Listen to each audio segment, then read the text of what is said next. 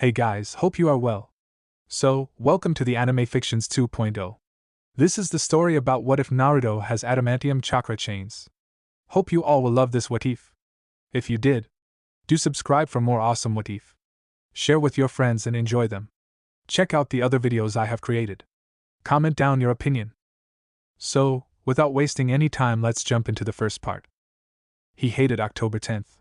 When he heard of other people talking about their birthday, there was always an air of excitement. The presents, the family, the fun. It seemed odd, even to his young mind, that everyone else's life became something glamorous for one day, while his became a living hell for the same reason. As he crouched at the edge of the training ground, hidden next to a tall tree, he watched a group of people run past. Their cries of "Find the demon!" and "Avenge the fourth!" echoed through the streets, and he could only hope that they would assume he'd stayed in the village. "Happy birthday to me," he muttered darkly. At least this year they hadn't caught him. Last year he'd been unlucky enough to get trapped in a blind alley, cornered by a trio of genin much older than him. He hadn't been able to walk for nearly 2 weeks after that. As the last of the roving Avengers fell out of sight, Naruto let out a small sigh of relief. True, he would most likely have to spend the night out in the forest, and true, he wouldn't get anything to eat out here. But anything was better than being left bloody in an alleyway for something he couldn't understand. He turned to move deeper into the forest, hoping to find a place to wait out the rest of the day, walking among the great trees that made up part of the defense of the hidden village. After all, if they could hide an entire village from enemy eyes, surely they could hide one small boy. 20 minutes of searching in the edge of the forest yielded a small cubby, created by a bush over a depression in some tree roots, and he crouched inside. Comfy enough, I guess, he thought.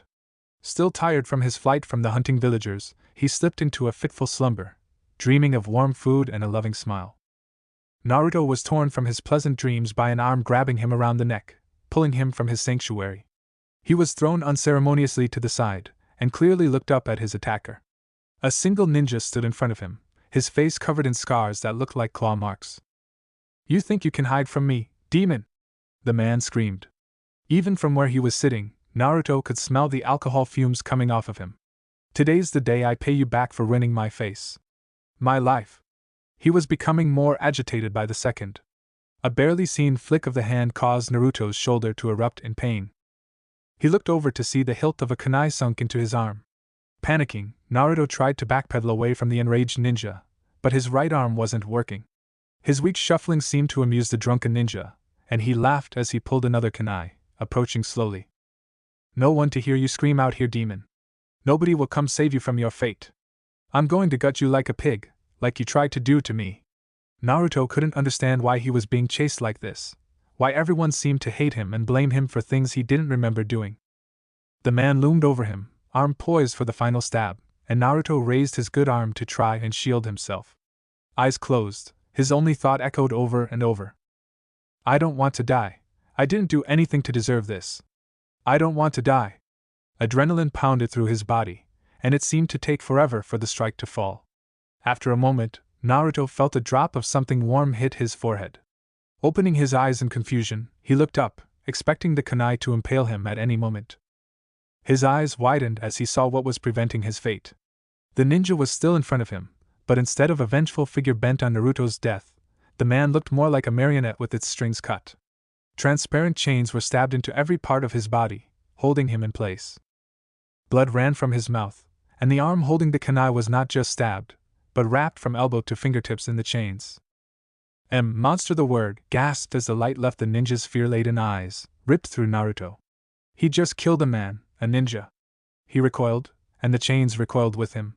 For a second he was afraid they would impale him next, until he looked at the chains again, and followed them backwards. They were coming from him. He reached down, panicked, and tried to brush the chains away. The only response from the chains was to pull away from the body of the slain ninja. As it fell, the chains moved back and stopped, poised around him in a protective shell, pointing outward. Something clicked in Naruto's mind. They protected me?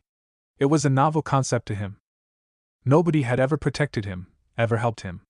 He reached out to one of the pointed ends of the chains, and it curled towards him. He ran his hand over the slightly glowing edge of one spear-like point, only to wince slightly as his finger was cut. Sharp, he thought. The cut closed almost immediately, just as always, but the drop of bright red blood remained. As if the sight of that drop of blood was a trigger, a jagged bolt of pain pulsed through his right arm. He gasped, and remembered the kunai. He looked at it, and then clenched his teeth. This was going to hurt. A lot. He reached over with his left hand and grasped the handle of the kunai, took a deep breath, and pulled. There was another burst of pain, this time strong enough to make him see stars, but the kunai stayed firmly in place. Blood began to seep around the wound, and his hand was coated by some of the red substance. He gripped harder, took another breath, and tried again. Again there was a flash of pain, but the kunai was stationary. Barely able to think through the pain, he kept pulling, focusing every bit of his willpower on getting the kunai out of his shoulder. Just when it seemed that he would fail, one of the chains whispered by and curled around his hand. The pressure on his shoulder spiked, and with a wet sound the dagger was pulled free.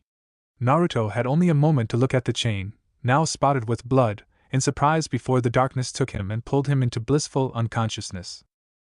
It was dark when Naruto awoke, and it took him a second to get his bearings. He looked at the body of the ninja he'd killed, only a few paces away. I can't go back now, he thought. They hated me even when I hadn't done anything. Now that I've killed someone, they'll kill me. He heard the sound of twigs snapping, and his head whipped towards the village. He could hear voices coming closer, and it only took him a second to decide. He needed to hide, or they would find him and punish him for the man's death. He looked around, but with his previous shelter already exposed, the only choices seemed to be either run and risk the approaching figure seeing or hearing him, or try to climb and hide. He decided the trees were the better choice, and looked quickly for a low branch to grasp. Unfortunately, there were few trees with branches low enough for a 4-year-old to climb, and he began to panic. In desperation, he jumped to try and grab the lowest branch of the tree whose roots he'd taken shelter in before. As he focused on his target, he again felt the sensation of energy rushing through his limbs, and almost cried out in shock as a translucent chain sprang from his palm and wrapped around the branch. He spared only a moment before climbing up the chain to the low branch, and wondered how he could get the chain to unwrap so he could climb higher. As if spurred by his thoughts, the chain unwrapped, retracting until only about a foot-long segment tipped by a spear blade extended from his hand. He hesitated a second, then thought about the chain wrapping around the next branch up. Just as it had before, the chain extended from his hand and wrapped around the next branch, pulling Naruto up with it as it retracted. Despite his troubles, Naruto smiled. This is kind of fun. By utilizing his new chain, Naruto managed to quickly climb up the tree until the branches grew too thin to support his weight. He then sat, nearly 150 feet up in the air, and waited, hoping nobody would find him. He used the chain to wrap around himself like a straitjacket and anchor him to the tree, enjoying the secure feeling of being held. It was almost like having a friend, and hey, the chains had protected him. Isn't that what friends did? As the voices moved into the clearing, Naruto froze, barely even daring to breathe in case it gave him away. After a second he could hear shouts coming from below. Akihiro! Kenta, get the Hokage, Aki's been attacked. Naruto heard the sound of footsteps running off into the distance. Come on, Aki, say something. You can't be dead, you still owe me a beer. The first man called Akihiro, but Naruto knew there would be no reply. He didn't think he'd ever be able to forget the image of Akihiro's death, nor his own part in it, even if it was self-defense. After a surprisingly short period of time, Naruto heard the sound of approaching footsteps, but this time instead of a single person there seemed to be a small army. As he caught sight of the Hokage, flanked by an anew in a dog mask on one side and a cat mask on the other, Naruto almost started hyperventilating in fear.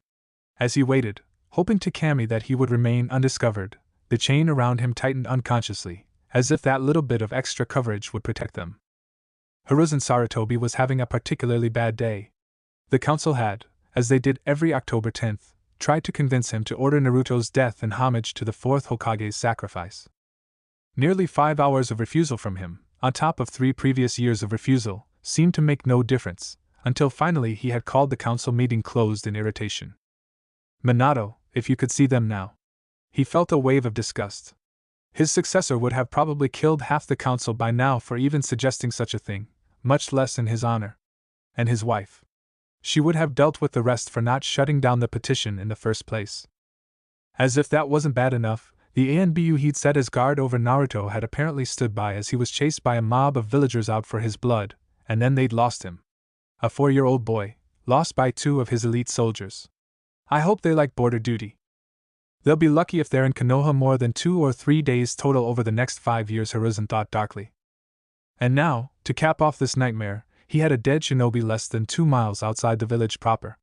He stepped to the body and looked down. Akihiro Fujioka was a middle of the line with no particularly impressive strengths or weaknesses. In his prime, a man like Fujioka would have caused Hiruzen less than a second of trouble, dead before he even realized the fight started, but if someone of that level was sneaking around Konoha, there was serious trouble.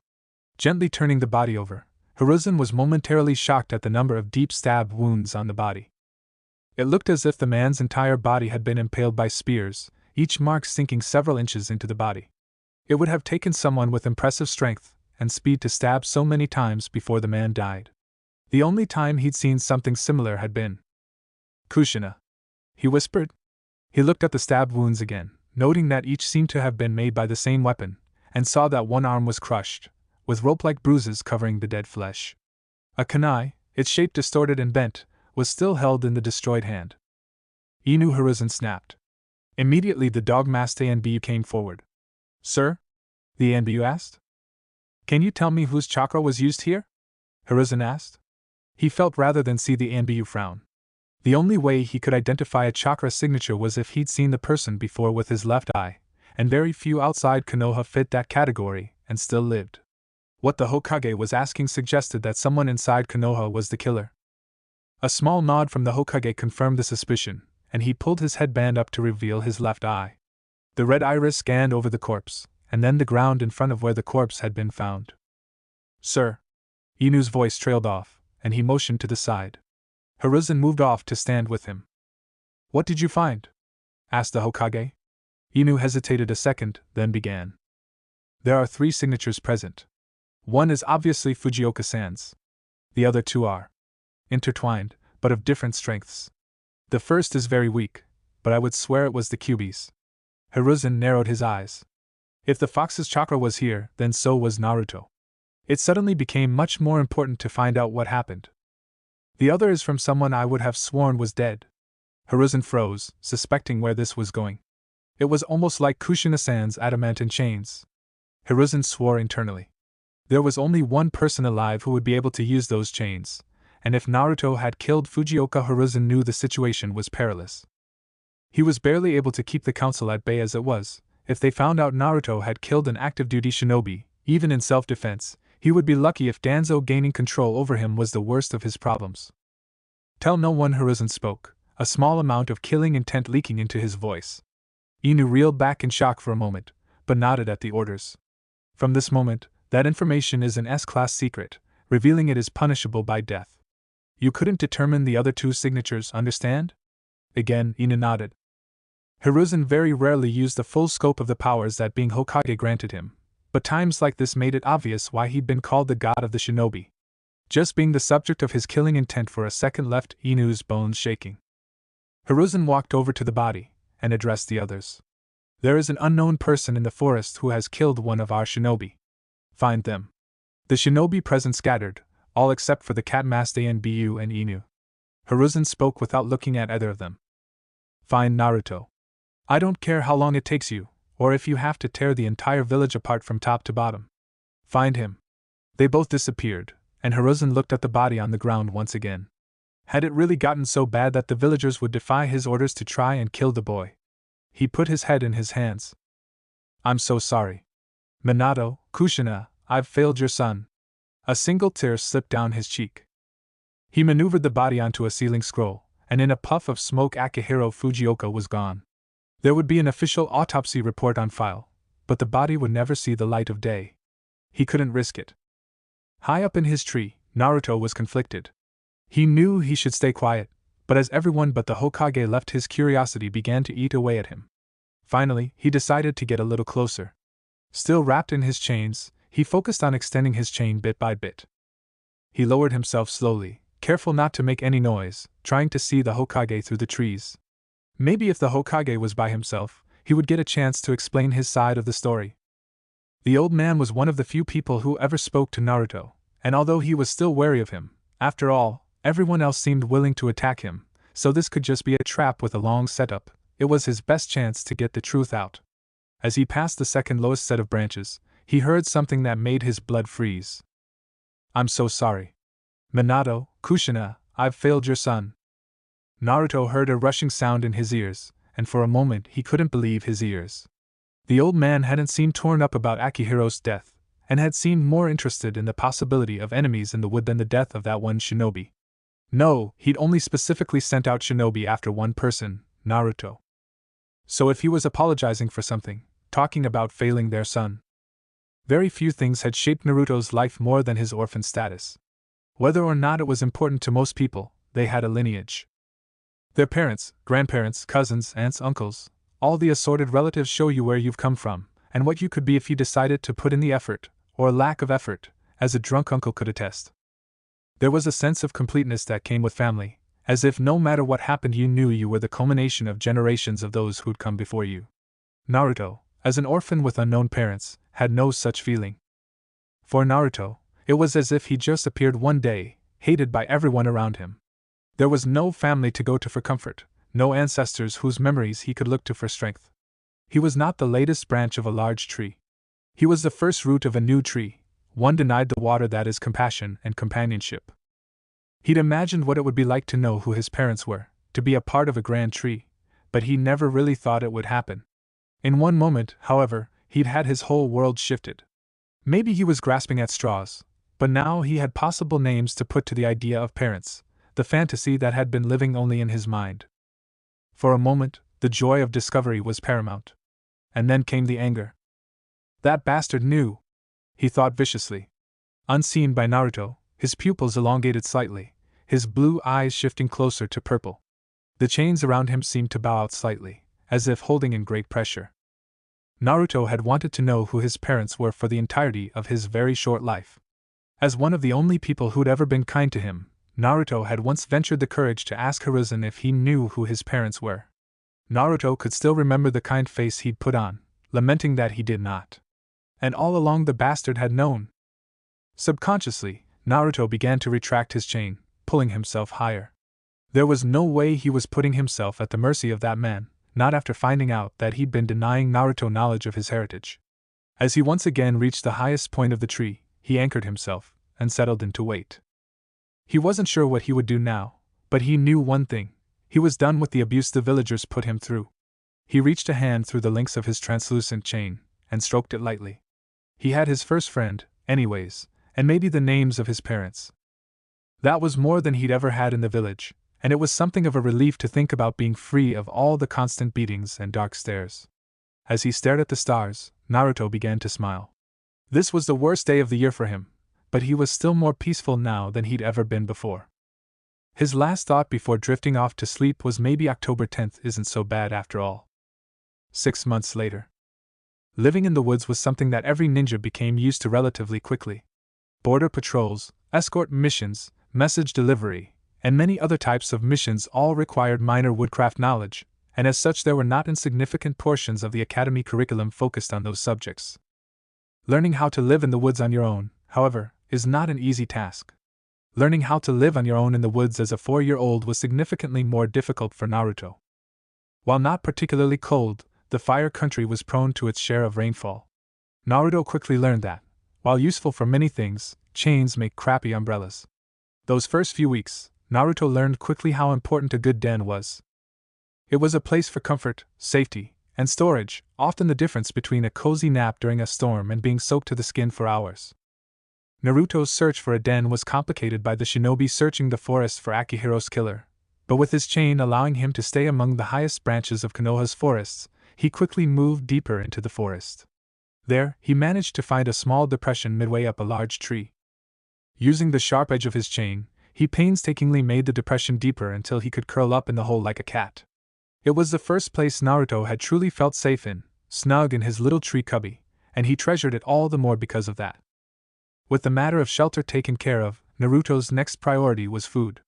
Having grown up in an industrialized village, Naruto had never had to hunt or gather before.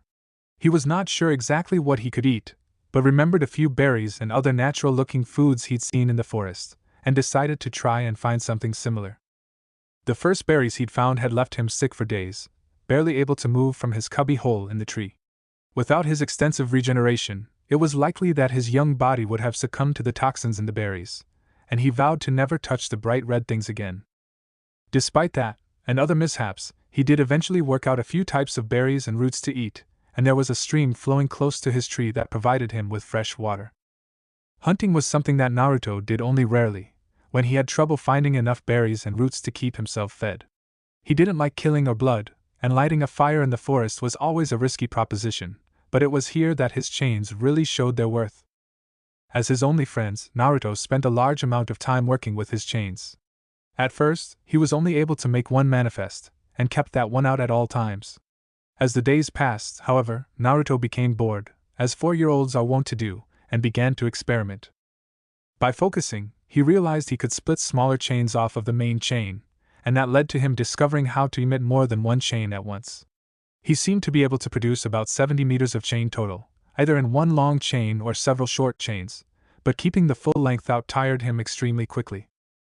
The chains gave him unmatched mobility in the forest, where anchor points were everywhere. He learned to move the chains like extensions of his arms and legs, and was soon zipping around the forest from tree to tree like a monkey, never touching the ground. When hunting, the Naruto world sticks to a single tree above the stream near his tree, and waits for an animal like a rabbit or squirrel. It only took 1 or 2 tries for Naruto to realize that no matter how stealthily he tried, they would always hear him coming. His solution, then, was to strike from far away. From his high perch, he would rapidly fire a single chain at his prey, spearing it on the sharp tip and retracting the chain back to himself. This both kept his prey from realizing he was there, and kept his catch from being stolen by one of the few predators that survived outside Konoha. Naruto was, for the first time in his life, more or less content. He had food to eat, an interesting ability to play with, and nobody was trying to kill him for something he couldn't understand. He even had his parents, after a fashion. Inside his cubbyhole, he'd carved 2 figures into the wood, 1 man and 1 woman. He would talk to them every day, detailing his life and observations. Along with his chain friends, it was the closest he'd ever had to a family. Occasionally he would go closer to Konoha's training grounds and watch as the ninja practiced their techniques, always wary of the slightest sign of being discovered. He was a wraith in the forest, more at home there than anywhere else, and as such was able to watch without being disturbed most of the time. Occasionally people would leave things behind on the training fields, kunai or misplaced scrolls. These he would secret away in a little pocket he'd made in his cubbyhole, and on days when the rain made going outside unpleasant, he would try to teach himself to read from the scrolls or use his chains to throw the kunai at targets. Over time his collection grew, and his knowledge grew in proportion. He began to sneak out more often, in search of more scrolls and equipment to feed his growing mind. With little else to do besides practice and reading, he used the scrolls as an escape from the forest around him, a window into another world that he could reach through the papers. While Naruto's life was at an all-time high, Hiruzen Sarutobi's life was seemingly equally low. The council was constantly bickering with each other. Kumo was suggesting an alliance that was highly suspicious given their previous hostilities, and Danzo was becoming a little posher every day. Naruto's loss weighed heavily on the old man, and the civilian part of the council took every opportunity to rejoice in his disappearance, while the shinobi side was irritated by the loss of such a powerful weapon as the kyubi. He was currently in the latest of a never-ending series of negotiations with the ambassador from Kumo, who once again seemed to talk forever without actually saying anything. I will take these latest results to my Kage, and hopefully we can continue onwards in our path towards a more cooperative atmosphere between our 2 villages, the man said. Hiruzen scowled internally. No mention of a treaty outright, no trade agreements, nothing concrete. He'd been negotiating for the better part of 3 months already, and all they had agreed on was that they would like to agree on something at some point. Maybe. It was enough to make his blood boil. Instead of giving voice to his frustration, Hiruzen simply replied, "I look forward to it," with a neutral smile, and waited for the door to close. He sighed as soon as it did, and reached under his desk for the bottle of emergency sake he had stashed there. A long drink and a sigh later, and Hiruzen felt more himself.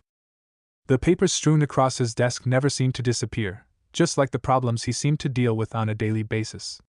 He had requests for more funding to the hospital, more funding to the village police, more funding to the academy, more funding to the civilian council. Rejected, he muttered.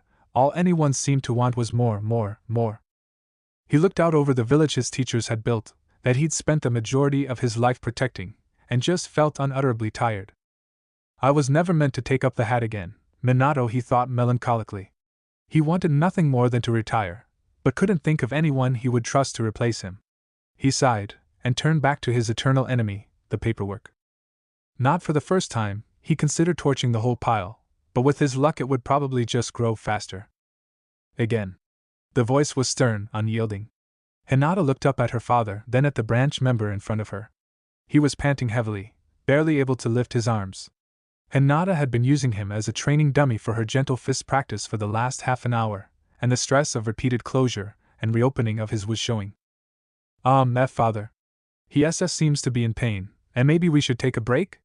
Hinata said timidly. She hated using branch members as practice dummies, even if it was necessary to learn how to properly attack the forms felt wrong to begin with, too rigid, and she messed up frequently as a result. Because of that, she often needed to practice the same strike multiple times on each opponent, causing her to inflict more pain than necessary to them. Her father's frown deepened, and his eyes focused on her. If you do not want him to be in pain, then get this right the first time. His voice was harsh, and she could see the disappointment in his eyes. Hinata shrank from the criticism, and turned back towards the branch member. She tried to convey an apology through her eyes, but was unsure if her message was visible to him. She took her stance, moved forward and struck. Her father sighed. Again. 1 year later. Naruto was sitting at the edge of his territory, as he termed it, looking out at the village of Konoha. A year and a half in the forest had changed him, making him nearly unrecognizable from the scrawny child they had chased away. He was still thin, but no longer painfully so. Lean muscle was evident on his body, and his skin was tanned from long hours outdoors. Those same hours had lightened his now longer hair even more, and exposed subtle red highlights only visible now that his hair was not quite so neon yellow. The biggest difference was in his eyes. They were no longer the eyes of a child, but of a forest predator. They took in every detail, and missed little in his domain. The forest was home to him in a way it was to few others, and he moved through it like a wraith.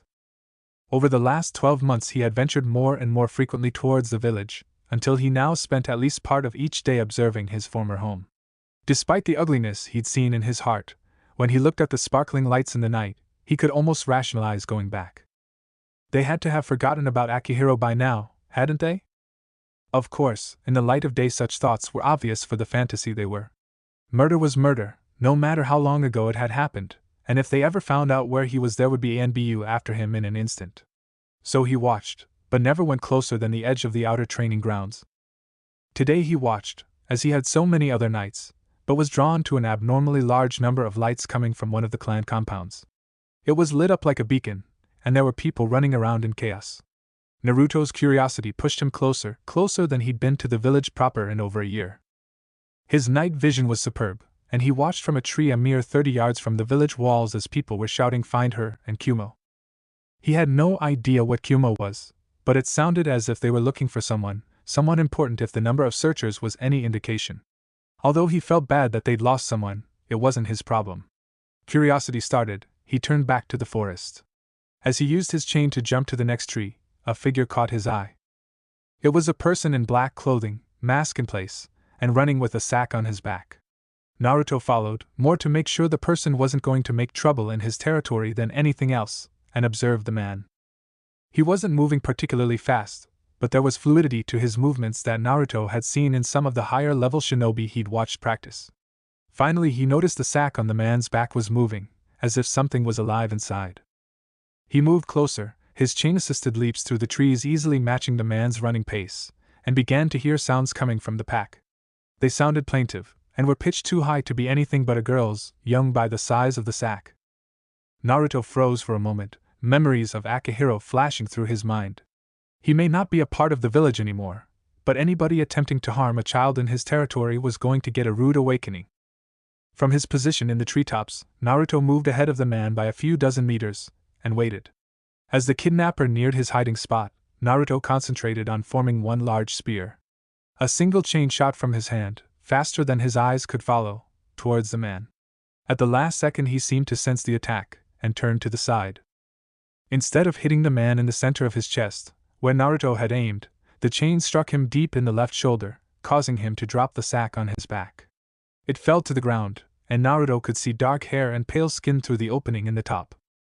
The kidnapper proved Naruto's previous assessment that his fluid movements were, indeed, an indicator of skill. With only a scant moment of hesitation at the surprise attack, he grabbed the chain in his shoulder and hauled. Naruto found himself flung from the tree and slammed into the ground, hard. He cried out in pain, and his vision grayed slightly. A brat? Now that's just insulting, the man said, moving forward as Naruto's chain dissolved from the shock of hitting the ground. Now that's an interesting ability. Maybe today is my lucky day after all. One Hyuga breeder and a brand new, all for Kumo. I'll definitely get a promotion for this. Naruto felt sick to his stomach. He might not have known much about village politics, but he knew enough from listening to others talk to piece together what a breeder was. He struggled to his feet. You're sick. He coughed out. That hit really hurt, he thought to himself, noting how tender his back was. People are not cows. You can't just kidnap them and use them to make babies. The man laughed. Yes, actually, I can. Should I? That's not for me to decide. I have my orders, and that bitch is going to make me a lot of money. As are you, Mr. Chains. The man was less than 2 meters from Naruto now, and Naruto saw his chance. Instead of the single long chain from before, half a dozen shorter chains burst from his arms and chest. They flew towards the Kumo shinobi, arrowing towards the man's chest. He dodged the first strike, but they curved behind him and struck his back. From that angle they didn't penetrate deeply into his flak jacket, but drew blood. In irritation, the man pulled out several kunai and threw them at Naruto. His time in the woods had honed his reactions to the point where he could see the kunai, but his sore back and energy he'd spent manifesting the chains slowed him to the point where he could not dodge them all. 2 of the kunai missed, but the last sunk deeply into the left side of his chest. He fell to his knees, blood bubbling out from behind his lips. Ah, shit. Well, at least I can take his body back. Maybe they can replicate it from there. He heard the Kumo shinobi's voice from in front of him. He fell to the ground, and the last thing he saw before the blackness overcame him was the eyes of the girl he'd been trying to save. Such pretty eyes, he thought. She was looking at him, and he thought she might have been trying to say something, but the dull ringing in his ears and her gag made it impossible to be sure. His last act was to mouth, "I'm sorry. I tried to her." Inside Naruto's mindscape. Naruto opened his eyes inside what seemed to be a sewer. There were pipes running along the walls, and the floor was covered in a thin layer of water. He got to his feet, noticing that his clothes were dry despite the water he'd been laying in, and walked toward the only source of light he could see. It was a series of torches lining what seemed to be a gigantic wall of bars. As he tried to peer into the blackness, he noticed a single point of red light.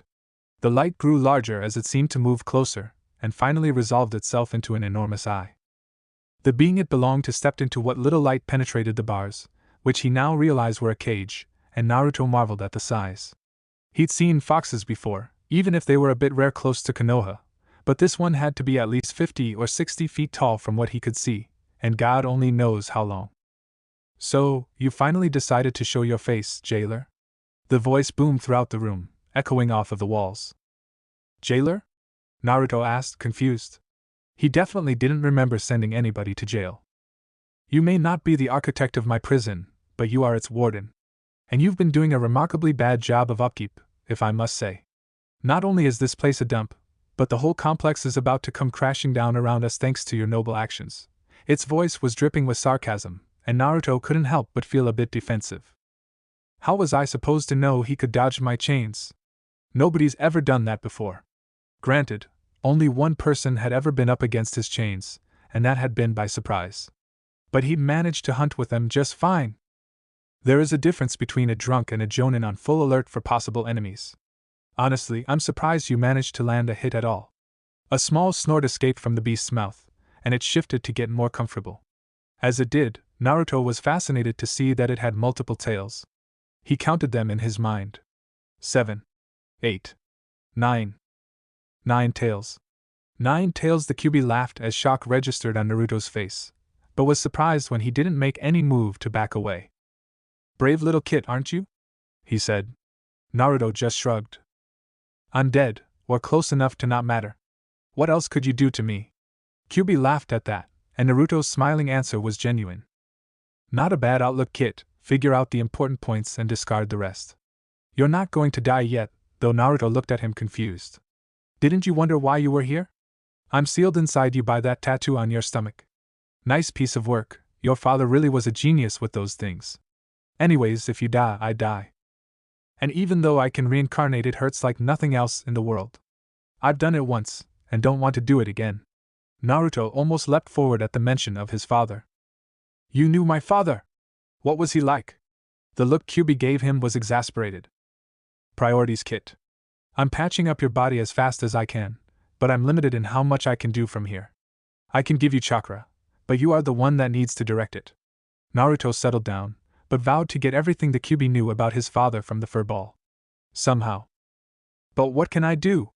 He already dodged my chains, and if I make any more they won't be long enough to reach him. Naruto asked plaintively. The smile Kyuubi gave him was positively wicked. Kid, with as much chakra as I'm going to feed into you, you'll have chains coming out of so many places you won't know what to do with them. Just feed the chakra into your chains, and take the bastard down. Now get going, I've got work to do and you've got a jackass to terrify. Naruto was just about to ask how to get back to his body when the jail around him started fading.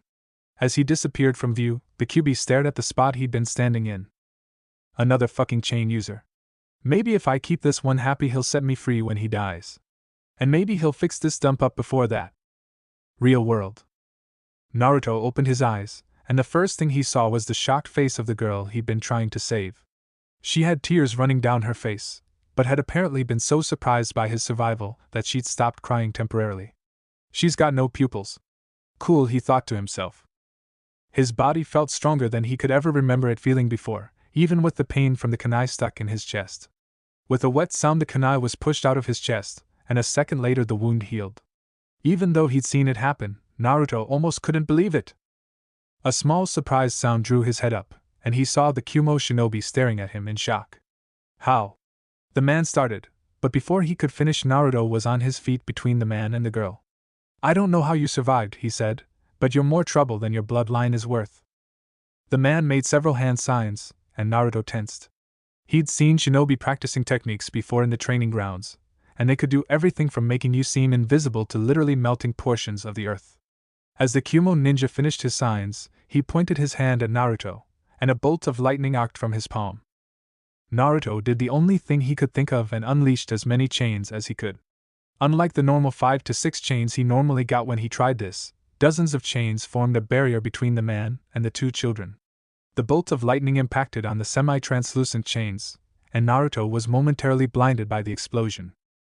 As it cleared, the Kumo nin was already moving, not expecting his first attack to be completely blocked. He frowned as he saw the chains surrounding Naruto, and then began to make more hand signs.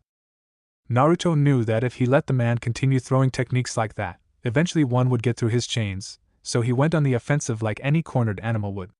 The chains uncoiled and shot toward the shinobi, chasing him as he tried to dodge. They weren't staying in one stable chain either. New chains branched from the sides of existing chains as he dodged, making dozens of cuts appear from close calls. Naruto was no longer consciously controlling the chains, simply allowing instinct to take over. The Kumo ninja was in good shape, and had a large amount of experience, but with one arm out of commission from Naruto's first attack and the chain's endless attacks, it was only a matter of time. A chain managed to spear his right calf, and with the loss of mobility another hit his left thigh. As he raised good arm to try and destroy the chains with a kunai, another chain speared his bicep. He was now immobile in a forest of chains, all of them pointing their sharp ends toward him. Naruto was breathing heavily now, not only from the exertion of the fight but also with the effort of keeping himself from killing the Kumo nin. The new strength flooding his system wasn't just making him more powerful, it was making it more difficult to control himself. He wanted to send his chains into the Kumo man's chest, wanted to see his blood spill out, and watch as the light left his eyes. The chains were almost shaking with the effort of the opposing desires, as Naruto fought to impose his humanity over the savage instincts. Finally, after a subjective eternity, the chains fell back and then dissolved into mist. The Kumo nin fell heavily to the ground, all 4 limbs crippled. Naruto spared a glance to make sure the man wasn't moving, and then turned to the girl bound beside him. He first removed the rest of the sack from around her, and then freed her hands and feet. Lastly, he removed her gag. Are you all right? He asked her, worried that one of his chains or the lightning bolt might have inadvertently hurt her. She nodded rapidly, and then spoke. Thank you. Are you all right? She asked, looking at his chest where he'd been stabbed. Smooth skin was all that showed through the hole in his ragged shirt, and he shrugged. I'm fine, I heal fast. Naruto could almost swear he heard a vulpine snort from deep inside his mind. The girl looked like she was going to argue, then simply asked, "Who are you?" Naruto considered lying to her, but decided there wasn't much harm in telling her. It wasn't like they couldn't piece together who he was from a description, and he'd have to move to a new cubby after this anyways to avoid detection. Naruto. Uzumaki Naruto, he answered, holding out his hand. The girl hesitated a moment, then took his hand. Hyuga Hinata, she said timidly. She opened her mouth to say something else, but Naruto froze as he heard someone crashing through the forest. Whoops, gotta go, he said, shooting a chain out of his hand and into the treetops. He turned his head to shout to Hinata as he was pulled away. Nice to meet you, Hinata. Good luck. She disappeared from his view, and he bolted to his cubby as fast as he could. He was always ready to move in case he was found by Konoha ninja, but it was still a pain. It took him only a few minutes to reach his hideaway, and he grabbed the discarded pack he borrowed from one of the training fields. Inside was his collection of weapons and scrolls, along with some interesting shells and rocks he'd found. As he turned to leave the cubby, Naruto put a hand to the carvings of his parents. I'm heading out, Dad, Mom. I'll bring you with me as soon as I can, he promised. His first project after finding a new safe spot would be to recreate his family. Valuables gathered, he ran into the forest and away from that section of Konoha. Hizashi was running through the forest as fast as possible, completely disregarding stealth in favor of speed. The fake ambassador had an almost 20-minute head start on them, and if they didn't catch up soon they would lose the trail. He shuddered at the thought of what would happen to his niece then, forced to bear a line of children for Kumo to use. Just over 4 miles from the main wall of Konoha, he stopped in a small clearing. He could see his niece sitting on the ground, but that wasn't what caused him to pause. The clearing around her looked like a war zone. There was a crater in the middle, several kunai lying around, and puncture marks everywhere, including in the Kumo ninja he'd been searching for. The air was saturated in chakra, and it seemed as if whatever technique had been used had created a large number of sharp objects and fired them all over the clearing. Although he couldn't see any injuries on Hinata other than a few small bruises, the Kumo ninja had at least 4 major puncture wounds, and dozens of minor cuts. Shaking himself out of his momentary shock, Hizashi ran over to Hinata. Are you all right? He asked her hurriedly. She looked up at him, and simply nodded. Shock, Hizashi thought. What happened? He hesitated, but had to ask. Did you do that? He pointed to the injured kidnapper. Hinata blushed and shook her head rapidly. And no. That was Naruto-kun, she said firmly. Hizashi's eyebrows rose in confusion. He didn't know of any active shinobi named Naruto, much less one skilled enough to take down a. Who is Naruto? He asked. If anything, Hinata's blush deepened. The one who saved me and defeated the bad man. Hizashi sighed. As well-spoken as she normally was, Hinata was still only 5.5 years old. The mystery of Naruto-kun wouldn't be solved that easily, at least not until they got the Kumo ambassador to Yamanaka. He made a shadow clone to carry the kidnapper back to Konoha, then picked up Hinata and put the bindings that had been used on her in the sack for evidence. Sparing the clearing one last glance, he headed back towards the village. Whoever Naruto was, he owed him a great deal of gratitude. This night could have ended far worse. Hokage's office, the next day. You're sure it was him? Hiruzen asked. Inoichi nodded. I'm sure. He looks a little different, but anyone living in the woods for over a year is bound to look less than sophisticated. And those were definitely the adamantium chains. The only thing I don't get is the sheer number of them. If I remember correctly, even Kushina-san could only make about 12 or so. He had to have made at least 5 times that number, not counting the sub-chains he split off.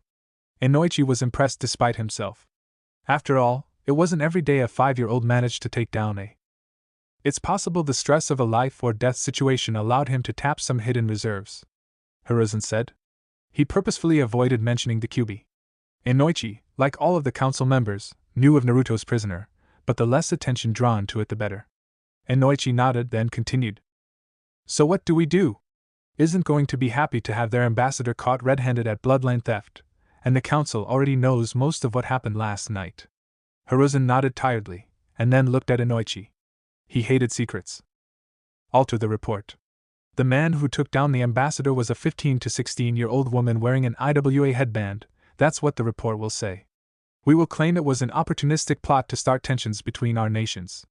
Inoichi bowed his head. And how do we deal with the Hyuga heir claiming Naruto-kun as her savior? She's 5, Hiruzen said shortly. 5-year-olds are prone to misremembering events or plain fabrication. It is imperative that Naruto not be credited with a kill at this juncture, especially against A. You know as well as I do that the council would call for his immediate retrieval and execution. Inoichi was never one of those who equated Naruto with his burden, but as a council member he knew well how bloodthirsty they could be in regards to the young blonde. He hesitated though. What about Naruto? He asked. He's obviously still out there, and I doubt he's moved too far from Konoha. If we can find him, we should. It's dangerous out there on your own. Hiruzen looked down, still burdened by the guilt he felt over Naruto's disappearance almost 2 years ago. I'll send Anew and Kat. They already know most of his capabilities, and they watched over him when he was younger. It's possible that he might trust them enough to believe their intentions are good if they find him. And Inoichi looked as if he was going to argue, but Hiruzen continued. He's already managed to evade patrols for almost 2 years.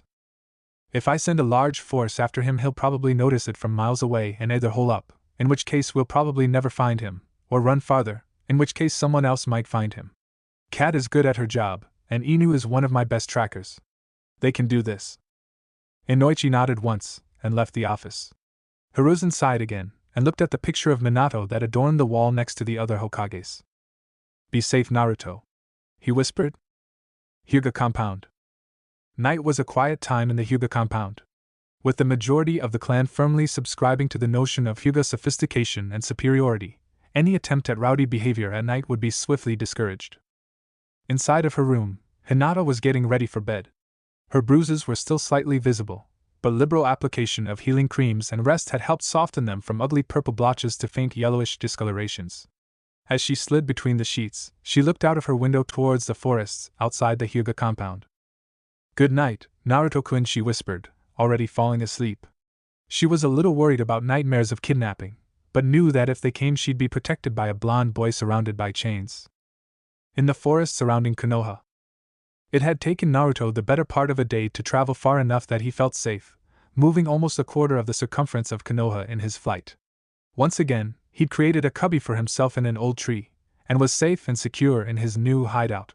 He'd immediately begun recarving his family, and the new versions were more realistic. As the stars twinkled above the forest, he looked over at his family. Good night, everyone, he murmured sleepily. In the fading light, he could almost imagine they were smiling back at him. His last sight before sleep claimed him was of his family. His father stood tallest, and Naruto had modeled him after himself. His mother was shorter, and her hair was longer. Naruto's limited carving skills meant she wasn't very feminine looking, but he did the best he could. Lastly, a little off to the side was a new carving. A small girl with large eyes looked down over him. As he drifted off into sleep, his dreams were filled with memories of a shy girl in a never-ending forest. Chapter 1. Konoha was a village based on order.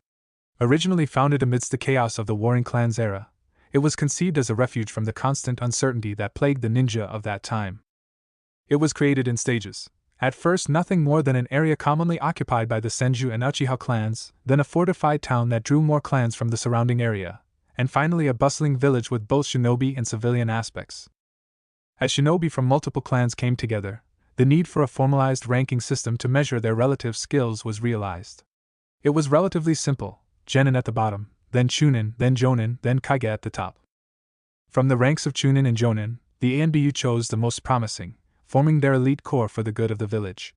It could be said, therefore, that an ANBU Jonin was the best of the best, a shinobi honed into the most refined weapon possible. Currently, 2 of these refined weapons were being outwitted by a 5-year-old. It's been almost 3 months. Kat complained. It was raining again, and she liked being wet no more than her namesake. 3 months of searching Konoha from top to bottom. How do we even know he's still out here? Inu simply shrugged and replied, you heard the Hokage. He was still here when Kumo tried to kidnap the Hyuga heiress. If he'd hung around that long, there's no reason to suspect that he's moved on. These forests provide him with food, water, and shelter if that cubby hole we found is anything to go by. They'd found the little hideaway 2 weeks into their search by sheer chance, when Inu had noticed a series of marks in the bark of the tree from Naruto's chains. Why leave when you have everything you need? Kat huffed at him. That's another thing. That damn cubby was almost 50 feet up in the air. We can't search the entire forest up and down every tree. Hell, the entire NBU couldn't do that in 30 years. It wasn't that Inu couldn't understand her frustration. He, too, wished that they could just find the boy and get back to more important things. A small part of him, however, was impressed at how thoroughly the boy had managed to evade two trained ANBU. If he was this good at stealth now, how would he be with some decent training? It was a scary thought. Well, we know he's not here, so that's a start. And we don't have to search every tree from top to bottom, just look for the marks on the lowest branches like last time. We'll find him eventually. He motioned, and they moved towards the next search grid. 15 down, 200 more to go. High in the trees above them, Naruto smiled to himself. It was irritating on some level to have to hide from two active seekers in what he considered his home, but the constant evasion was keeping his mind occupied and his senses sharp. At first he'd stayed as far away from the two as possible, keeping to the higher parts of the treetops to avoid being seen.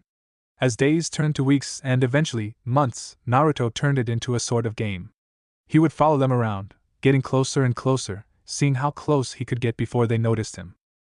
A few times it had seemed like they'd sensed his presence, but so far he'd managed to reel himself back and avoid discovery through either skill or luck. His true lucky break, however, had been overhearing a conversation between the two about how they'd found his previous home. He never thought about the marks his chains caused, nor how they could be used to track him down. Ever since that day he'd religiously avoided using the lower branches as anchor points, and kept to the canopy as much as possible. He knew that, fast though he was, he'd never be able to outrun trained shinobi if they found his trail, so he was careful not to leave marks where they could be seen from the ground. It meant a little more effort to extend his chains higher, but the practice was good for him and the safety was worth it. While his game of hide and seek was an entertaining pastime, Naruto had begun to spend less and less time in the deeper parts of the forest, instead choosing to spend the majority of his free time observing the practice fields used by Konoha's shinobi. What had started out as a way to pass the time had quickly morphed into an obsession after he had stumbled across a ninja practicing fire. Watching a seemingly ordinary human breathe fire or sink into the earth like a mole was endlessly fascinating to watch, even if Naruto had no idea how it was done. While he had not, as of yet, figured out how the hand movements were connected to the jutsu's final results, he could watch them practice with their weapons and taijutsu stances and try to mimic them. Over the last few months he'd switched targets several times, but only his latest had held his interest consistently for longer than a week or two. He'd originally found the training ground by accident, as he traveled farther than normal in his search for edible berries and nuts in the forest. The rapid thunk the sound of kunai hitting wood had drawn him forward, and finally ended at a training field nearly a mile away from any other. There, he'd seen something that had staggered him, and had led to him returning every day for nearly 3 weeks now. The person training at the field was a boy, no older than 12, with dark hair and stark features. The boy had been standing so still that Naruto almost hadn't realized he was there until he exploded into motion. In a series of movements Naruto was unable to follow, the boy threw several kunai. The first was deflected by the ones thrown after, and the path of the blade seemed to curve entirely around a tree. When the boy finally allowed the kunai to sink into the tree, it was in the dead center of a target that Naruto had failed to notice. Naruto had, at this point, seen many amazing things. Lightning being called to people's hands, water forming into giant dragons, even techniques that turned the earth itself against an enemy, but none of the people he'd seen perform those techniques had shown the same level of commitment, of absolute concentration Naruto saw here. The only thing that came close was the time Naruto had watched a fox hunting in the woods. There was the same level of dedication, where the only thing that mattered was going in front of you. This boy seemed to put that level of dedication into everything he did, and Naruto was drawn towards it like a moth to flame. So for the last 3 weeks Naruto had watched him and tried to imitate what he did, not realizing that his young mind had latched onto the boy as a role model, someone that he, who had nobody, could model himself after. It took Naruto less than 15 minutes to get to the training ground from where he'd been watching Kat and Inu, and though it was still hours before midday he could see that the boy had already been training for some time. As he settled down on a medium-height branch, he watched the boy attempt something new. As he watched, the boy's form seemed to waver slightly, growing indistinct and distorted. This continued for several seconds, until the boy's body dissolved into a number of crows that scattered around the clearing. For a moment Naruto was shocked, frantically looking around and wondering if the boy was all right. He let out a small breath of relief as the boy reappeared in the clearing not far from where he'd disappeared in a flock of crows, now panting slightly. After a moment he straightened, wiping sweat from above his forehead protector, and took a stance. Naruto leaned forward slightly, excited to see what he would do next. The boy made the same flicking motion with his hand Naruto had come to recognize over the last 3 weeks, and kunai blurred away from him. Unfortunately for Naruto, it was only as the kunai slammed into the tree bark an inch to the right of his head that he noticed the boy was no longer standing in the field. He froze, and was about to bolt when he felt something cold and sharp against his neck. "I have some questions for you," came an emotionless voice from behind him, "and I think it's in your best interests to answer them truthfully." XXXXXX. Uchiha Itachi was never the most sociable person. A pacifist by nature, he had been pressured by his family to live up to his status as the heir to a ninja family for his entire life, and had withdrawn from others when it became obvious that they did not share his aversion to violence. The Uchiha were the best, his family maintained, and therefore above petty things like worrying about the damage you caused your opponent, or how your actions would influence others' lives. After all, if they weren't Uchiha, why did they matter? Except they did, to Itachi, and this made any interaction with his family complicated. Training had been an escape for him, his rising skill used as a deterrent so that he didn't have to participate in the violence he so abhorred. Despite his fearsome reputation, he hadn't had to kill anyone on a mission in almost 2 years, preferring to simply avoid bloodshed if possible, and attack to incapacitate if forced. Inside the Uchiha compound, his reputation managed to keep him from being challenged, but had furthered his isolation until there were really only 2 Uchiha who looked at him as a person and not a weapon. Combine this with his naturally quiet demeanor, and Itachi became the kind of living ghost that most people avoided, a silent warrior that made people uncomfortable just by existing in their vicinity. Itachi, true to his nature, had chosen a training ground far away from the normal bustle of the village where he could keep to himself and hone his skills away from the fearful eyes of the villagers. His training grounds had served him well, as his recent appointment to the ANBU Corps could attest, and he constantly pushed himself. Out here he could forget all the disagreements with the clan, the awe-filled gazes of the villagers, and simply concentrate on the joy of honing a skill to perfection, on overcoming a challenge and becoming stronger for the achievement. So it had confused him greatly when, starting a week and a half ago, he no longer felt the normal serenity that made his isolated training ground so important to his state of mind. Confused, he pushed himself harder and harder, hoping it was simply a passing feeling, but it had persisted through everything, making him uneasy in what had been a sanctuary. Finally, he had forced himself to look at the problem from another angle. As far as he knew, there had been no change in him, and if he hadn't changed, then his surroundings had. Since his main reason for being all the way out in the woods was solitude, it followed that an intruder would cause his uneasiness. Itachi's plan to catch the intruder was simple: wait until he began to feel uncomfortable in the training field, then use an area wide and see if anyone reacted to it. As he'd cast the technique, he heard a slight sound of surprise coming from one of the trees that surrounded the training ground. A quick look with his Sharingan activated had allowed him to make out the chakra network of a hidden figure. Not reacting to the presence, he'd taken his stance, and flung several kunai out in a deflection pattern. As soon as the last blade left his hand, he'd quickly shunshin behind the figure, reflexively pointing a kunai at the carotid. He was surprised at how small the figure was from behind, but ninja were rarely what they seemed, and more dangerous things had come in smaller packages. "I have some questions for you," he intoned emotionlessly, "and I think it's in your best interests to answer them truthfully." And that was when everything went to hell. Itachi was a master of the Sharingan, and one of the most skilled ninja in Konoha. Chakra allowed ninja to do many amazing things, and he'd become somewhat jaded to the bizarre.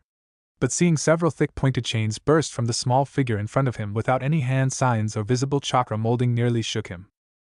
The fact that those chains were nearly invisible to the Sharingan, even a fully matured one like his, pushed him over the threshold. He was too well trained to be caught flat-footed, even shocked as he was, but it was surprisingly difficult to dodge the initial explosion of chains. As each chain exploded outwards in a straight line, numerous small side chains burst from the links in even intervals. The combination of the surprising nature of the attack and the nearly invisible state of the chains forced Itachi to move back, reflexively dodging the projectiles, and stare in shock at the figure that had been spying on him for the last several weeks. His first thought was that it was an Inuzuka. He had the feral demeanor of one of the users, and his ragged appearance suggested an animalistic approach to hygiene. But closer inspection showed major differences. While the Inuzuka could rarely be bothered with niceties like repairing a worn patch on a jacket or pants, the clothes the boy was wearing were clearly past the worn stage and into complete destruction. His pants barely came below the knees, and he seemed to be wearing a short vest that was all that remained of an orange jacket. He was barefoot, and his feet had a leathery texture to them, easily gripping the rough tree bark without discomfort. But it was the face that held Itachi's attention. Long reddish blonde hair fell just above his shoulders, framing a face almost identical to one Itachi had not seen in nearly 6 years. The color is wrong, but he looks just like Yondaime. The thought was so unexpected that Itachi nearly lost his grip on the branch he was standing on, staring at the figure as if seeing a ghost. The Yondaime had visited the academy several times during Itachi's tenure there, sometimes teaching and sometimes observing others teach, Kakashi and Kushina being the two he showed up with most often. Seeing the boy shift his weight in preparation to flee, Itachi made a quick judgment call. Taijutsu was ill-advised with those chains curving around him like the heads of a hydra, and ninjutsu would most likely cause more damage than he wanted. His decision was inevitable. He caught the boy's eyes again, startlingly blue eyes meeting red, and a quick hand sign initiated the illusion technique. Itachi watched as the boy's eyes dilated, then closed. The boy, no longer holding himself to the branch, fell downwards, but Itachi caught him easily and brought him safely to the forest floor. Itachi looked at the boy, his face unreadable. He'd rarely been presented with such a mystery.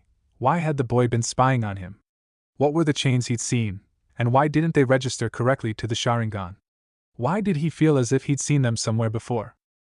And most importantly, why was someone who looked eerily like the most beloved leader in Konoha's history wandering round in the forest, alone, looking more like a cave-dwelling savage than a human being?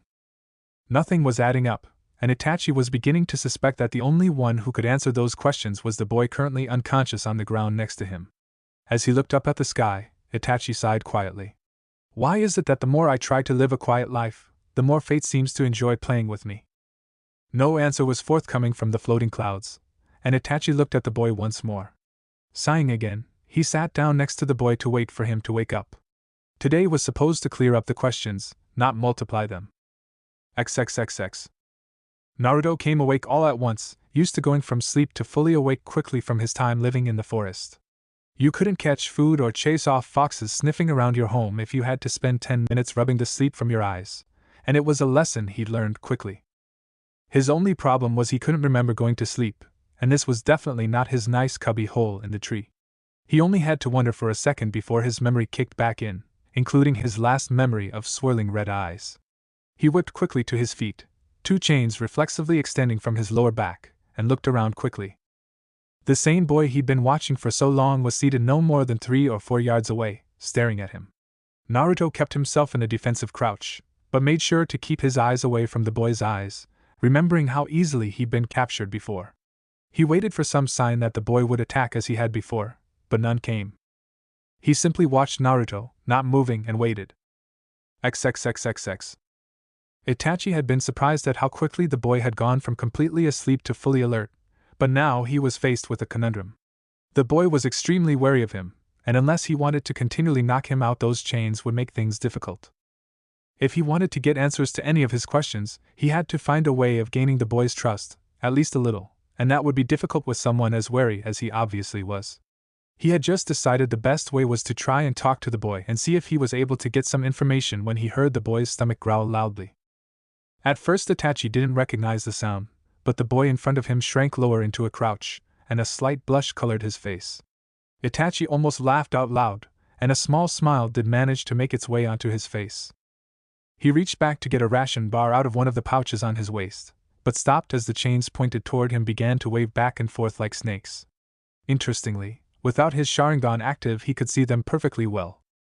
Another mystery to add to the list, he thought. Moving extremely slowly so as to not startle his quarry even more, Itachi pulled a ration bar out his pack and showed it to the boy. He wasn't sure that the boy recognized it, but he wasn't running or attacking, which Itachi took as a good sign. Keeping his expression neutral, he lightly tossed the bar at the boy. Blindingly quick, one of the chains speared the bar some 4 feet away from his body, holding it there. The boy looked at it suspiciously, and a third chain snaked from behind his back to poke the bar. With surprising dexterity he sliced the wrapper from the bar and examined it closely. "It's food," Itachi said. The boy jumped slightly, and Itachi was worried he would bolt for a second. Itachi slowly brought another ration bar from the same pouch and unwrapped it, then took a bite. The boy watched him chew and swallow, then gingerly brought his captured bar up to mimic Itachi. He chewed slowly, but seemed calmer now. Itachi took another bite, and watched as the boy began to devour the bar. He doesn't look too malnourished, but nobody would let their child wander around in the forests out here, much less in clothes like that. He's obviously been on his own for a while. Itachi mused as they ate in silence. He was surprised that someone so young could survive on their own for so long, but decided the chains would be a big advantage in the forest. As they both finished their ration bars, Itachi was glad to see that instead of a defensive crouch, the boy looked more curious now. He decided that he probably built up a bit of goodwill with the gift of food, and spoke. "What is your name?" Itachi asked. The boy seemed confused for a second, and then croaked out Naruto. His voice was scratchy and hesitant, as if he hadn't spoken in a long time. It further validated Itachi's theory that he'd been alone for a long time. "I'm Itachi," he introduced himself. He watched as Naruto tried to pronounce his name several times, finally seeming to grow comfortable with it. "Were you the one watching me for the last few weeks, Naruto?" Itachi watched as Naruto's face drew in on itself, and his eyes began to whip back and forth, as if looking for a path to run. "I'm not mad at Naruto, just curious," Itachi said. Naruto nodded timidly, still looking uncomfortable. "Why?" Itachi asked, genuinely curious. If he was trying so hard to remain unseen, why spend time spying on a shinobi, the one type of person most likely to notice? Naruto reached around his back, and pulled 2 worn kunai from his back pocket. Itachi went on high alert, although he was outwardly unchanged. Naruto turned toward a tree, still keeping Itachi in his field of vision, and threw the kunai, one after the other. The second kunai hit the first and threw it off course, causing it to hit a tree handle first. He was trying to learn the deflection technique. Itachi thought, shocked. The technique was difficult even for him, and widely regarded as impossible for anyone without a Sharingan. Then he managed a rudimentary deflection at his age, even if it hadn't worked correctly, was amazing. He noticed the scowl on Naruto's face, and watched as he pulled out 2 more kunai and repeated the throw. This time the deflected kunai landed point first, although it only penetrated a small way into the bark. Itachi stood, shocked. He had never thought that someone without the Sharingan would be able to manage the calculations required for a deflection, much less from simply observing someone else do the technique. He watched as Naruto used one of his chains to retrieve the fallen kunai and tucked them back into his pocket, looking more satisfied now that he'd gotten at least some success with the kunai. "Where did you learn to throw kunai like that? Did your family teach you?" Itachi asked, curious now. He immediately regretted his question when he saw Naruto draw in on himself again. He cursed at himself silently. If he was related to Yondaime, an orphan, his family was probably dead. It was the most likely explanation for why a boy with an obvious bloodline was alone in the woods, especially in a village like Konoha that practically worshipped those with a Kekkai Genkai. Uncharacteristically ashamed of himself, he tried awkwardly to apologize. "I'm sorry, I shouldn't have asked. I know many people who've lost their family, it's very difficult." It was even true. Death was common in the ninja world, and almost every active Konoha shinobi had lost family in the line of duty. He was surprised when Naruto looked at him sharply. "I have a family," he exclaimed. Itachi watched warily as one of the 2 chains hovering around Naruto began scratching at the ground. "See," Naruto said. "My family?" Itachi moved slowly, and Naruto backed away slightly as he came closer. Itachi looked down to see 2 crude drawings in the dirt of a man and a woman standing side by side. The man was labeled Minato and the woman Kushina, with a small picture to the side of a boy with chains coming out of him labeled Naruto.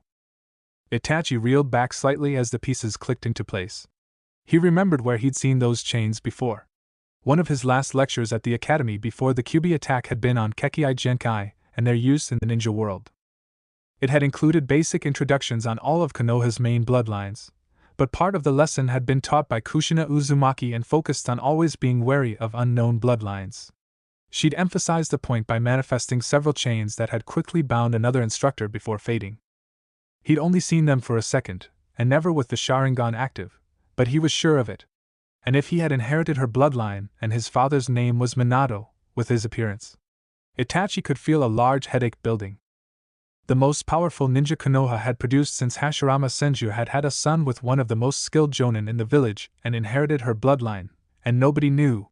Not only that, but he lived in the woods like a savage. Again, I'm sorry, Naruto. I didn't mean to imply that you had no family, he said slowly. This would require delicate handling.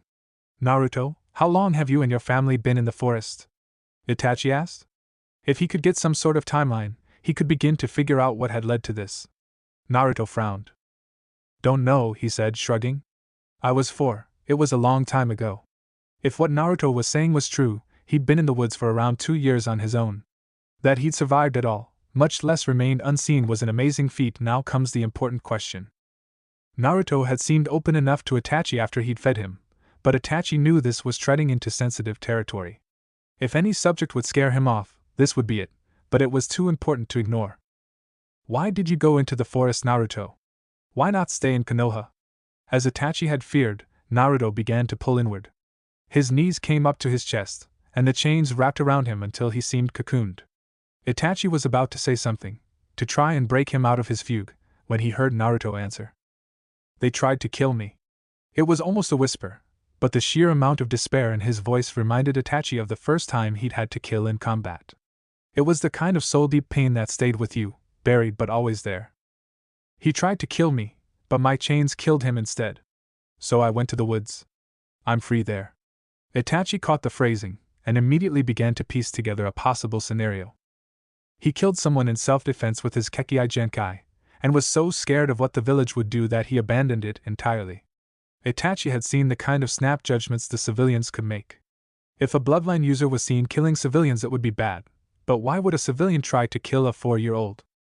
He needed more information, and a look at the village records, but he wasn't sure what to do with Naruto. He wasn't truly comfortable with sending him back into the woods by himself, even though he'd been surviving quite well out there, but until he figured out why someone with his lineage was attacked, and by whom. It wasn't safe for him to come into the village.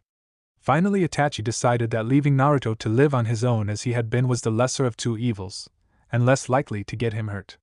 He turned to Naruto, moving to within a meter or so of the boy. He was wary of coming closer due to the chains, and was relieved when he saw Naruto looking up. If he tried to kill you first, then it was self-defense, Itachi began. You are allowed to protect yourself, Naruto, even if the person attacking you doesn't have a bloodline. In a fight for your life, fairness is whatever lets you win. He saw Naruto muddle over the words in his mind. I need to go take care of some things. Will you come back here in, say, 3 days? I can bring you some food, maybe some new clothes. Naruto looked down at the tattered remains of his clothes, and shrugged. He liked having someone to talk to, even if Itachi did ask some uncomfortable things. It was still better than the silence, and that Itachi had had the chance to capture him and didn't make Naruto's trust in him rise greatly. He nodded to Itachi, and then extended one of his chains to catch a branch in one of the trees surrounding the clearing. Itachi watched Naruto move through the trees using his chains, and remembered Naruto's attempt at the deflection technique. He lives in a 3-dimensional environment. He must be able to calculate those angles because they're the same ones he uses to move through the trees with his chains. Remarkable, Itachi thought as he ran towards the village. He had a whole slew of things to research, and it was already afternoon. If he wanted to have some answers by the time he met with Naruto again, he was going to have to work quickly. XXXXX. Hinata had been waiting outside her mother's room for several hours now, sitting with her uncle as her sister struggled to be born. She had gotten more and more anxious as time went on and her mother remained in labor, and a sense of foreboding had settled over her thoughts as she wrung her hands over and over. Is it supposed to take this long? She finally asked her uncle. She knew it was something her father would have considered inappropriate, not keeping with the traditional Hyuga stoicism, but she was past caring. It's different for each baby, Hisashi said, a reassuring smile on his face. When Niji was born, my wife was in labor for almost 9 hours, while you were only a 4-hour labor. Have faith in your mother, she's stronger than you know. Hinata knew her mother was strong, but they had been outside for so long without even the slightest word. Her mother had gone into the room around noon, and it was well into the darkest part of the night now.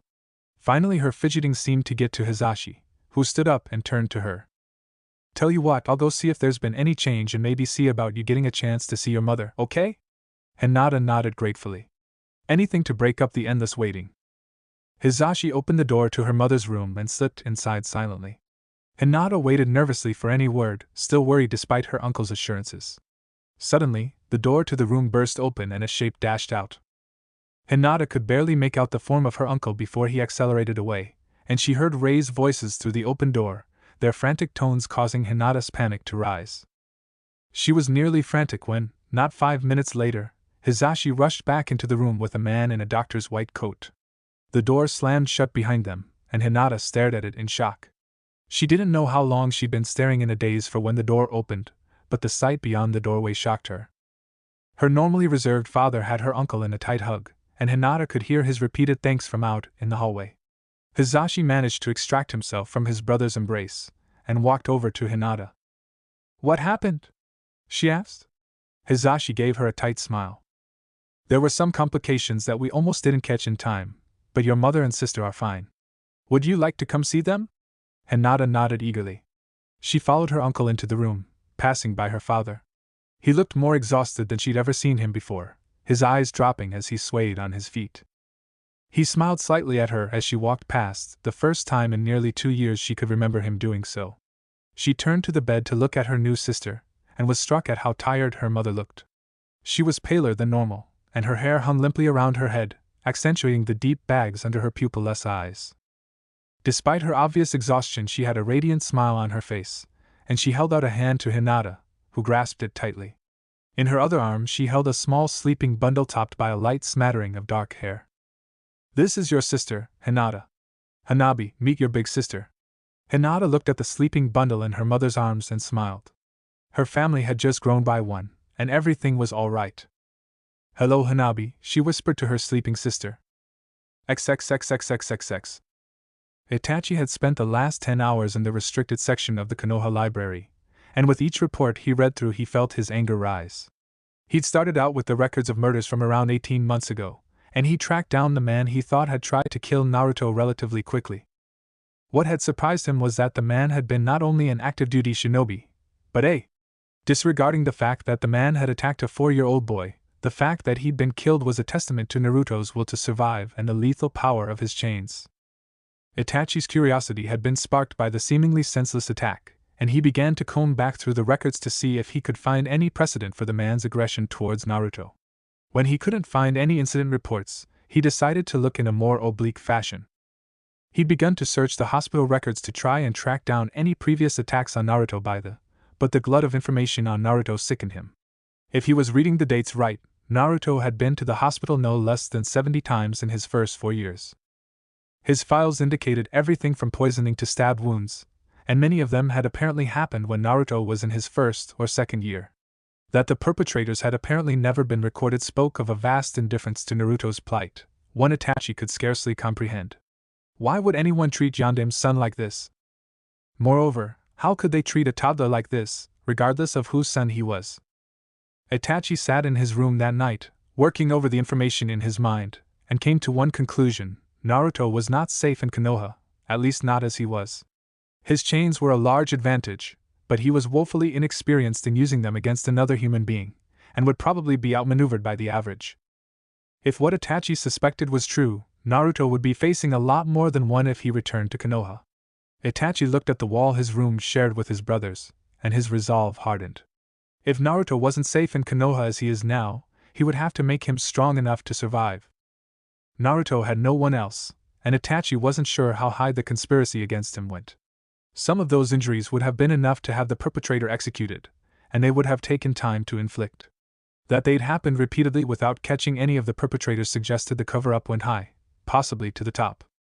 No, he couldn't trust anyone but himself with this. When Itachi fell asleep that night, he was already calculating how to best improve Naruto's chances of survival, and thus preserve the last living link to one of the greatest heroes Konoha had ever known.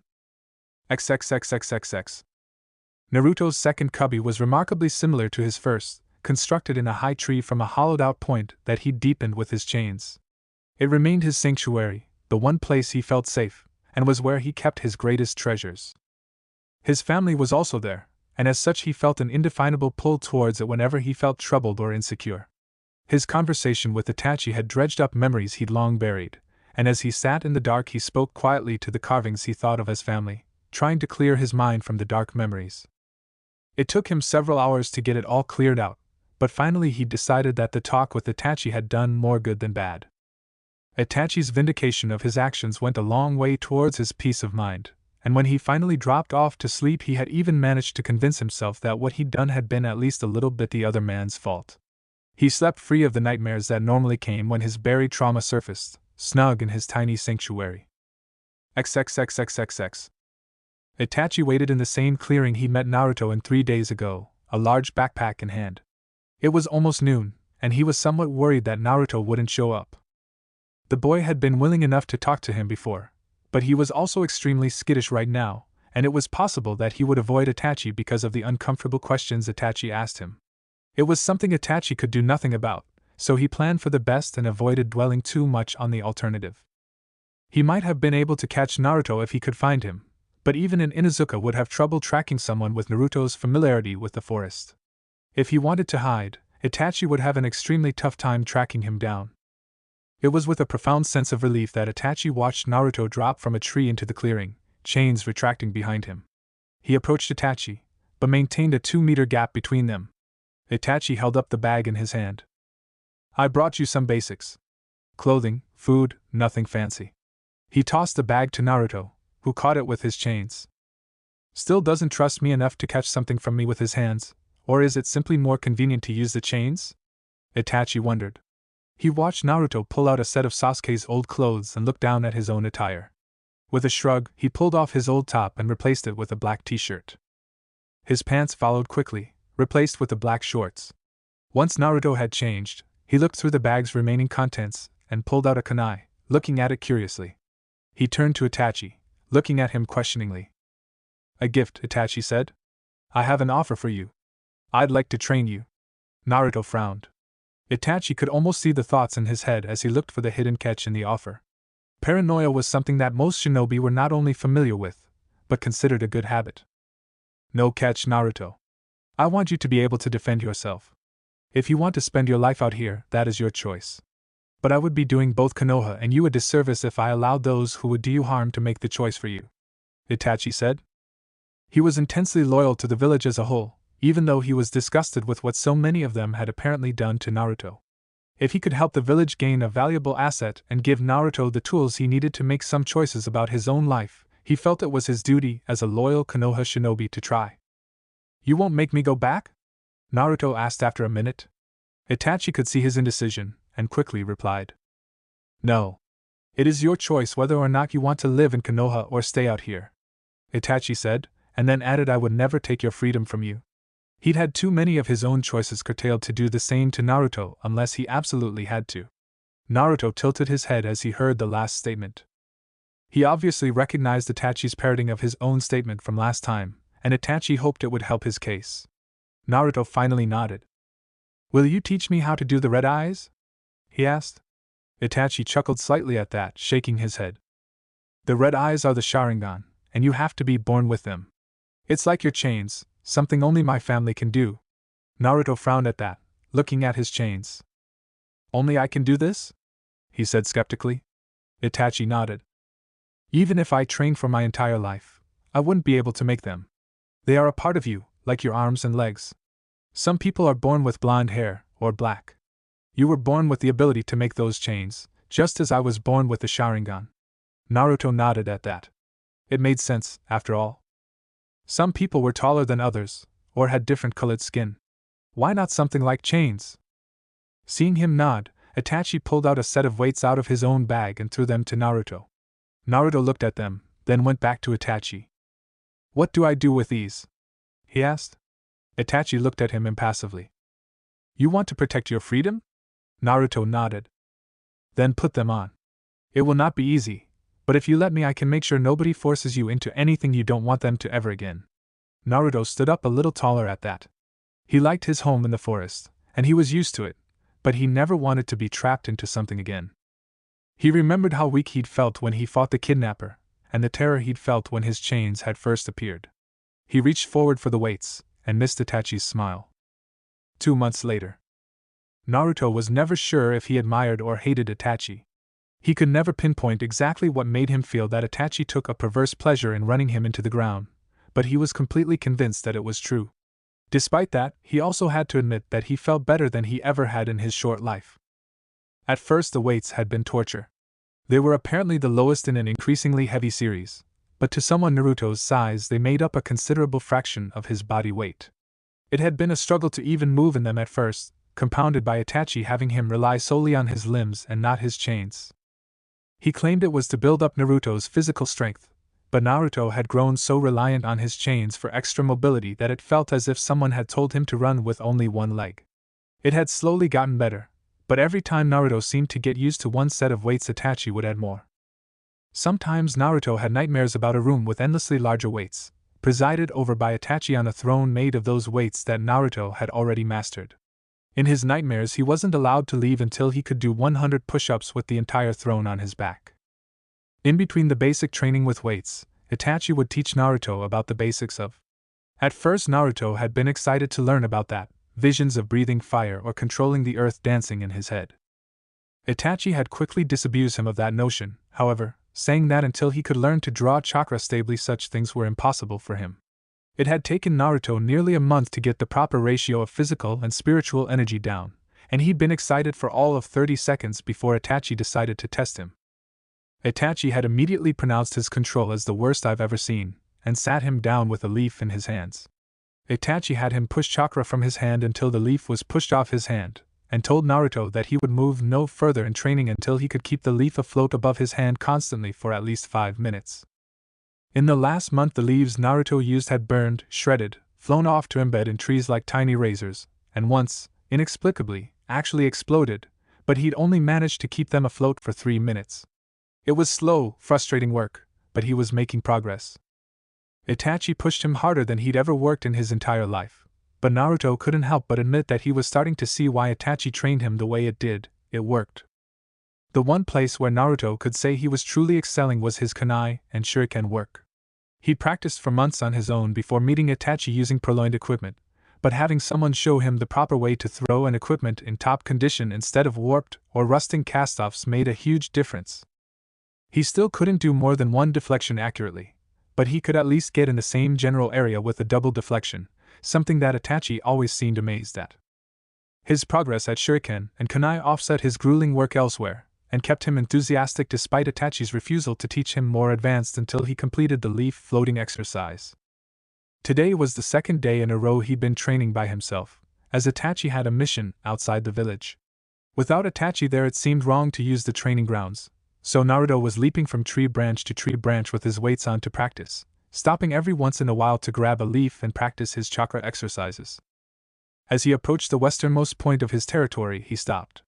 There was a group of 3 people near the clearing where he'd fought the kidnapper, walking slowly with a large picnic basket in hand. Nearly 50 feet up in the large tree, he stopped, grabbing hold of a branch and wrapping his chains around him like a cloak, as was his habit when in the trees. He knew most of the ninja who patrolled the areas around his home by sight after all this time, but the group was dressed in kimonos, and seemed out for nothing other than a picnic. Just as he was about to leave, Naruto caught sight of the shortest person in the group and recognized her. It was Hinata. Naruto turned back, his curiosity taking over now. He had seen her several times as he watched over different parts of Konoha over the last 5 months, but it was the first time he'd seen her come outside the walls of her clan compound. He settled down to watch as the group set up for a picnic, and picked up a leaf to practice his exercises. After all, if he didn't get up to 5 minutes, Itachi wouldn't train him in anything cooler.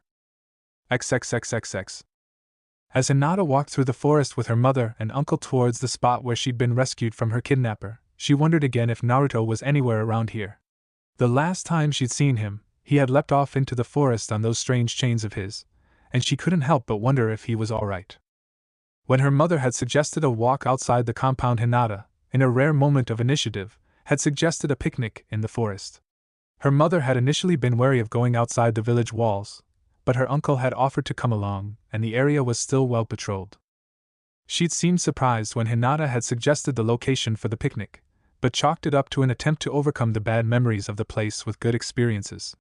What she didn't know was that Hinata barely associated the area with her kidnapper at all. The compound was where she'd been taken from, But the clearing was where she'd been rescued, where someone had answered her frantic prayers for salvation. She wanted to come back, but only because it was the last place she'd seen Naruto. They set up their picnic in the clearing, and Hinata and her mother talked about inconsequential things while Hanabi gurgled happily from her mother's arms. Hizashi stayed standing initially, but after a few minutes acquiesced to Hinata's mother and sat at the edge of the picnic blanket, nibbling on a sandwich as he kept watch. It was a pleasant excursion, but as time went by Hinata began to feel a bit ashamed. She'd come out here, chase someone who probably hadn't thought of her at all since that time, besides thinking of how much trouble she'd been to rescue, and now she'd forced her family to come all the way out here for nothing. She tried to hide her thoughts, but her mother seemed to pick up on the little cues she was giving off. "Something wrong, Hinata?" she asked. Hinata blushed and shook her head. It's nothing, mother," she mumbled. Her mother just smiled gently, and looked at the spot where they'd come upon the Kumo ambassador, pierced by an unknown assailant. "You know, the memories we try most to get away from are often the ones that follow us the most doggedly," she said, looking back to Hinata. "It's only when we turn and force them into the light that we see their true nature, and can put them away for good." Hinata shook her head slightly. She didn't want to put that memory away for good. It was one of the only times she could remember someone besides her mother acting like she mattered, outside of being a clan heir. Someone had risked themselves to save her life, not even knowing who she was. It was a reminder that there was a world of people outside the clan, people who might not see her as hopelessly weak. Her mother caught the blush creeping up her neck, and her thoughts did a quick 180 as she remembered the other part of the story. "Or maybe you're not running away from a memory, but chasing one?" she asked slyly. Hizashi looked at her sideways, an amused smile on his lips. He'd always liked Hitomi, but one of her bad habits was her penchant, an obsession, really, for romantic stories.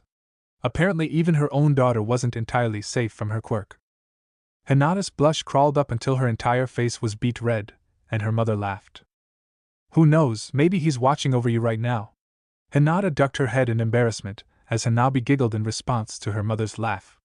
Hitomi finally took pity on her daughter. "You'll see him again if the spirits are kind, dear heart," she said to Hinata. She put a hand under her daughter's chin and pulled her face up until she could look Hinata in the eyes. "After all, I have to thank him for saving one of my two precious treasures, don't I?" Hinata nodded shyly. They packed up their meal and filed out of the clearing. As she passed back into the forest, Hinata looked back across the clearing to where she'd last seen Naruto leap away. She would later swear that she saw a pair of blue eyes high up in the trees, watching as they walked away. XXXXX. Itachi walked into the Hokage's office, completing the mission scroll in hand. As he handed it to the old man, the Hokage made a motion with his hand and sent the ANBU stationed in the room away. It took only a second for the room to clear, and soon Itachi and the Hokage were the only two left in the room. The Hokage activated the security seals built into the room, and the pressure on Itachi's ears signified the room was sealed to sound. "Your other mission?" the Hokage asked. Itachi nodded. "They've been tentatively suggesting an alliance with several of the clans in Suna, and at least one in Kiri that I could find out about."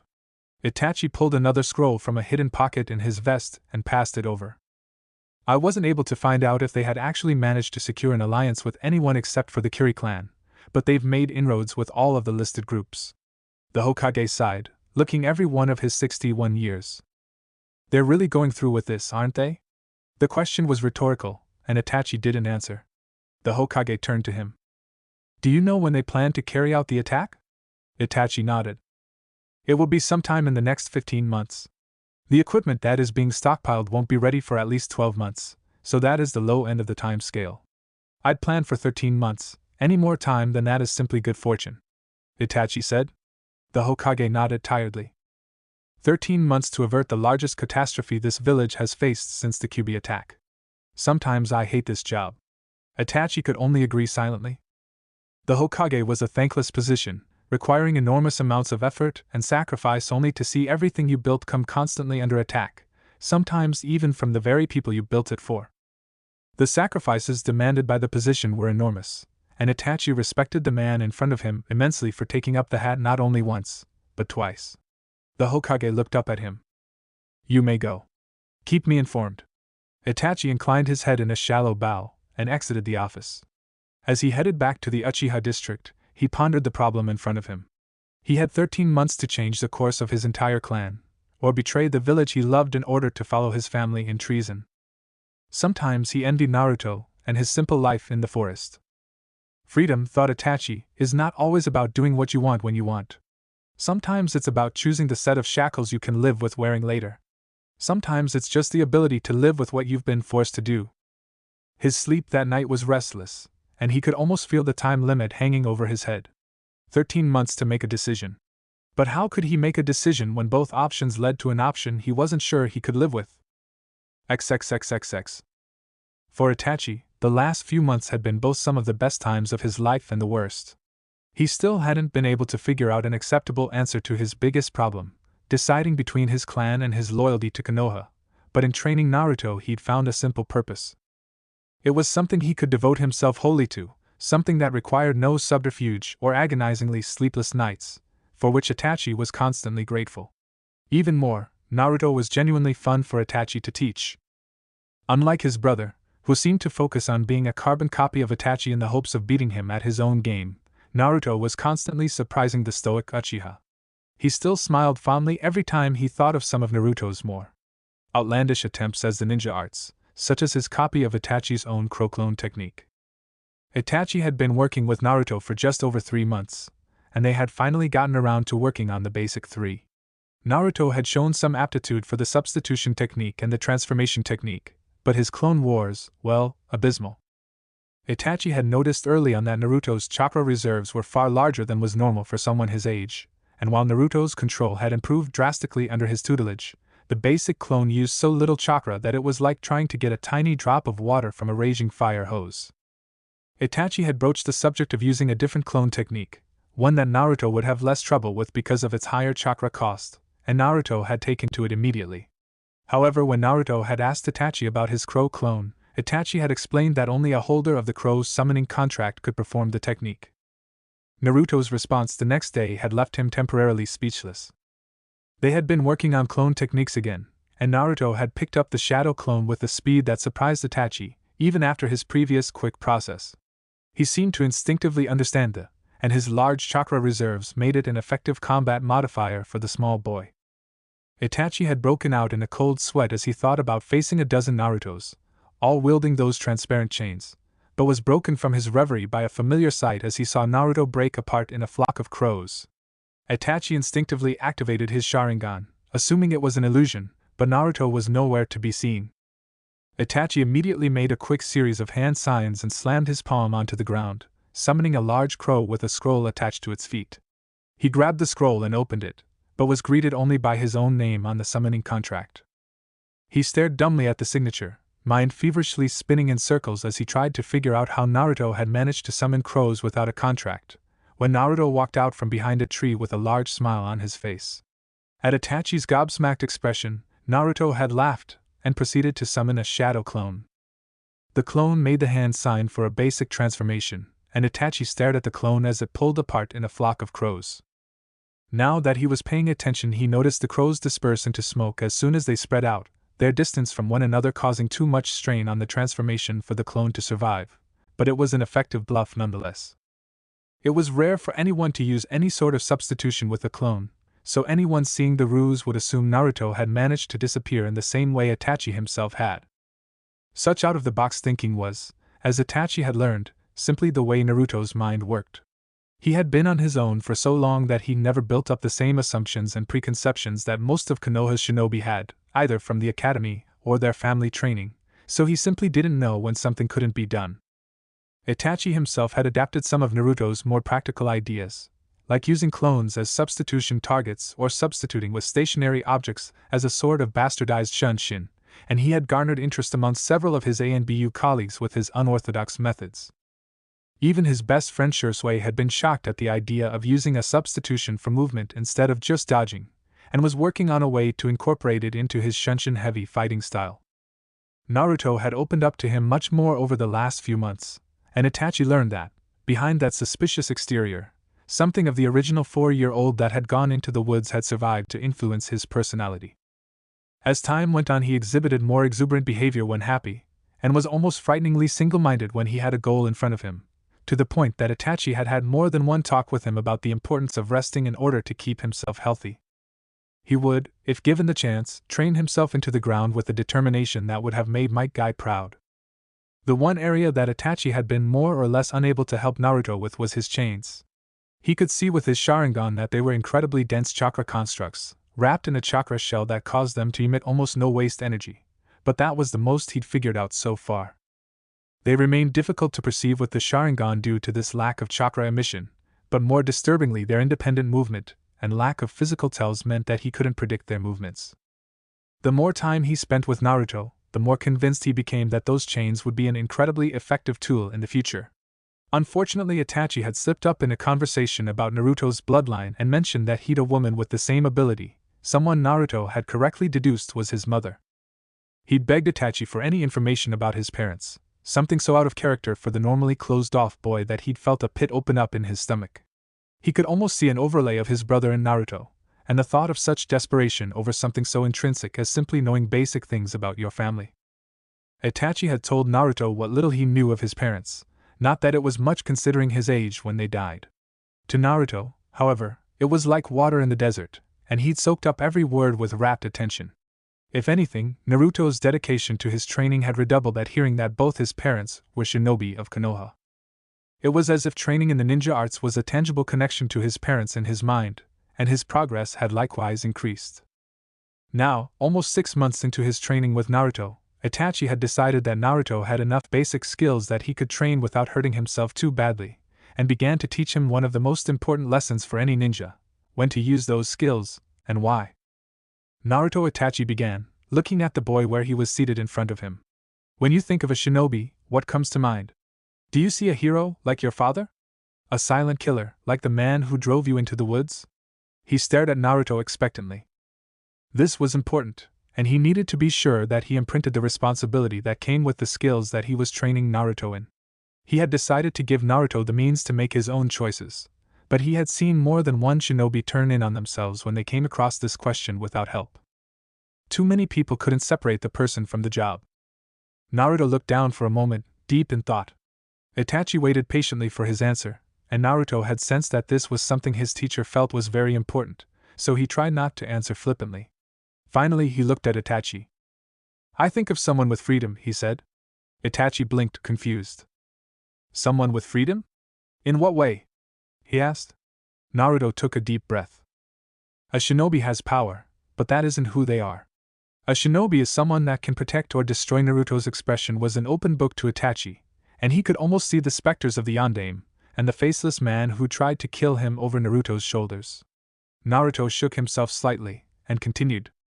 That power. It means you can choose your path. I mean, my parents died protecting the village when the coup attacked. They left me alone, and I'll never know what they were like, who they were as people. But they saved everyone. So I guess they used their freedom to choose to protect the people of the village, even if it meant leaving me alone. I might not like it, but it was their choice, because that's what freedom is. The ability to do what you think is right, even if it means the people closest to you suffer for it. Because sometimes there are more important things. Itachi sat shocked. Naruto was only 6.5, but this sounded like something he mulled over for a long time. Itachi looked at Naruto, worried about lingering resentment from what he'd heard, but could only see acceptance on Naruto's face. He's been thinking about this for a long time. It must have been something that he had to come to terms with when he learned about his parents, that they died in the coup attack. And it's become the core of how he looks at them. They had a choice, and he accepts that. He trains as hard as he does so that he can understand their choice, and maybe one day see if he could have found a better path. Itachi mused, and then looked Naruto in the eye. You're right, that's as good an explanation as any. A shinobi has to choose their path, choose whether to protect themselves or others. Sometimes that choice isn't easy, but the ones that truly matter are never the easiest choices. If you find the thing you want to protect amongst all others, then you've found your true path. Never forget that, and no matter which path you choose, you'll be able to stand proud as a shinobi. Naruto nodded thoughtfully. Itachi sat alone on top of the Hokage monument that night, looking over the village. He saw the light coming from hundreds of windows, the lives he was sworn to protect sitting comfortably under his aegis. That's what freedom is. The ability to do what you think is right, even if it means the people closest to you suffer for it. Itachi closed his eyes as he remembered Naruto's words. Is it really that simple? He wondered. Once again, Naruto had pulled everything out of the normal patterns Itachi lived in, and now he couldn't help but look at his options differently. On the one hand, if he sided with the village, then his clan would be destroyed, their name tarnished. The thought was almost physically painful for Itachi. But if he sided with his clan, he would be betraying every oath he'd ever sworn, and at best would plunge the village into a bloody civil war. His options were both terrible, but he could see only one that would allow him to hold his head high in the village, only one that would allow him to keep on the path he'd followed for so long. He pulled himself to his feet, and ran quickly across the rooftops toward the Hokage's tower, where he could still see a light burning in the candle. It was late, but the Hokage's work was never done, and they had a coup to prevent. XXXXX. Naruto sat on a branch high above the walls of Konoha and looked at the village that had caused him so much pain. His talk with Itachi 3 weeks ago had given him many sleepless nights, and he'd driven himself to exhaustion training to try and quiet his mind. If you find the thing you want to protect amongst all others, then you've found your true path. Never forget that, and no matter which path you choose, you'll be able to stand proud. Naruto had gone over the words 1,000 times, and still had no answer. What did he want to protect?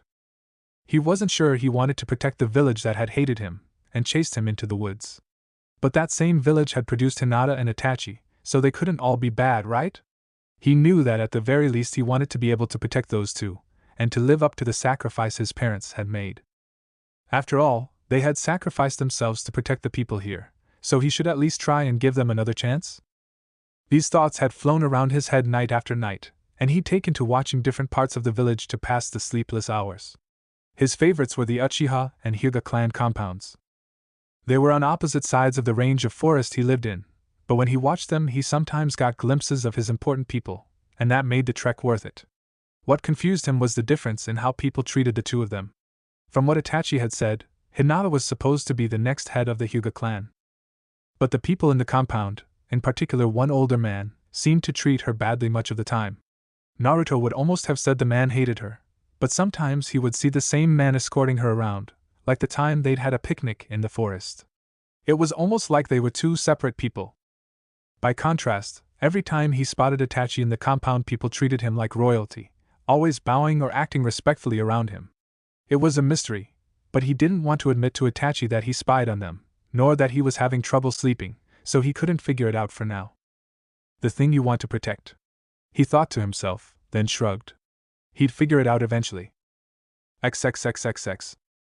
Hiruzen Sarutobi stood in the bowels of one of the subterranean ANBU bases hidden around Konoha with 2 of his most trusted ninja, and put the finishing touches on the most abhorrent act he'd ever considered. "You're sure you can do this by yourselves?" he said to the 2 Uchiha in front of him. Itachi had been in on the plan since its conception nearly 2 years ago, but Shursui had only been apart for the last 6 months. If it hadn't been for Itachi vouching for him, and the truth seal he'd submitted to questioning under, Hiruzen would never have risked bringing in the boy. "We can do it. With Shursui's Manjikyu and my own skills, we'll be able to catch them by surprise. By the time they know something is wrong, the most dangerous elements will already be neutralized." Itachi nodded at Danzo, who nodded sharply and stepped forward. "We'll have loyal ANBU agents ready in the surrounding area, in case any of them try to escape." Hiruzen had never liked Danzo's willingness to engage in questionable means to accomplish a goal, but he would never deny the man was thorough. "Then all that's left is to wait. 1 month from now, the Uchiha clan will only have 2 members left," Hiruzen said, a bitter taste in his mouth. Surely this wasn't what his senseis had in mind when they brought the Uchiha and Senju together to live in one village? The other 3 nodded, and began to disperse. Hiruzen barely noticed Itachi following until a hand touched his shoulder. "Itachi? What can I do for you?" he asked, trying to shake himself from the dark thoughts. "I have a favor, Hokage-sama," he said, his tone respectful. He looked apprehensive, a break from his normal passive stoicism. "I know what we're doing is necessary." Again Hiruzen felt bile in the back of his throat. "But my brother knows nothing of the plans for a coup. He is innocent. I ask nothing for myself, just that my brother be allowed to live." Itachi stared at Hiruzen, his black eyes pleading. Hiruzen thought for a second, but it was a foregone conclusion. He could condone the death of an entire clan for the good of the village, but part of that was the abstract concept involved with the Uchiha name being eradicated.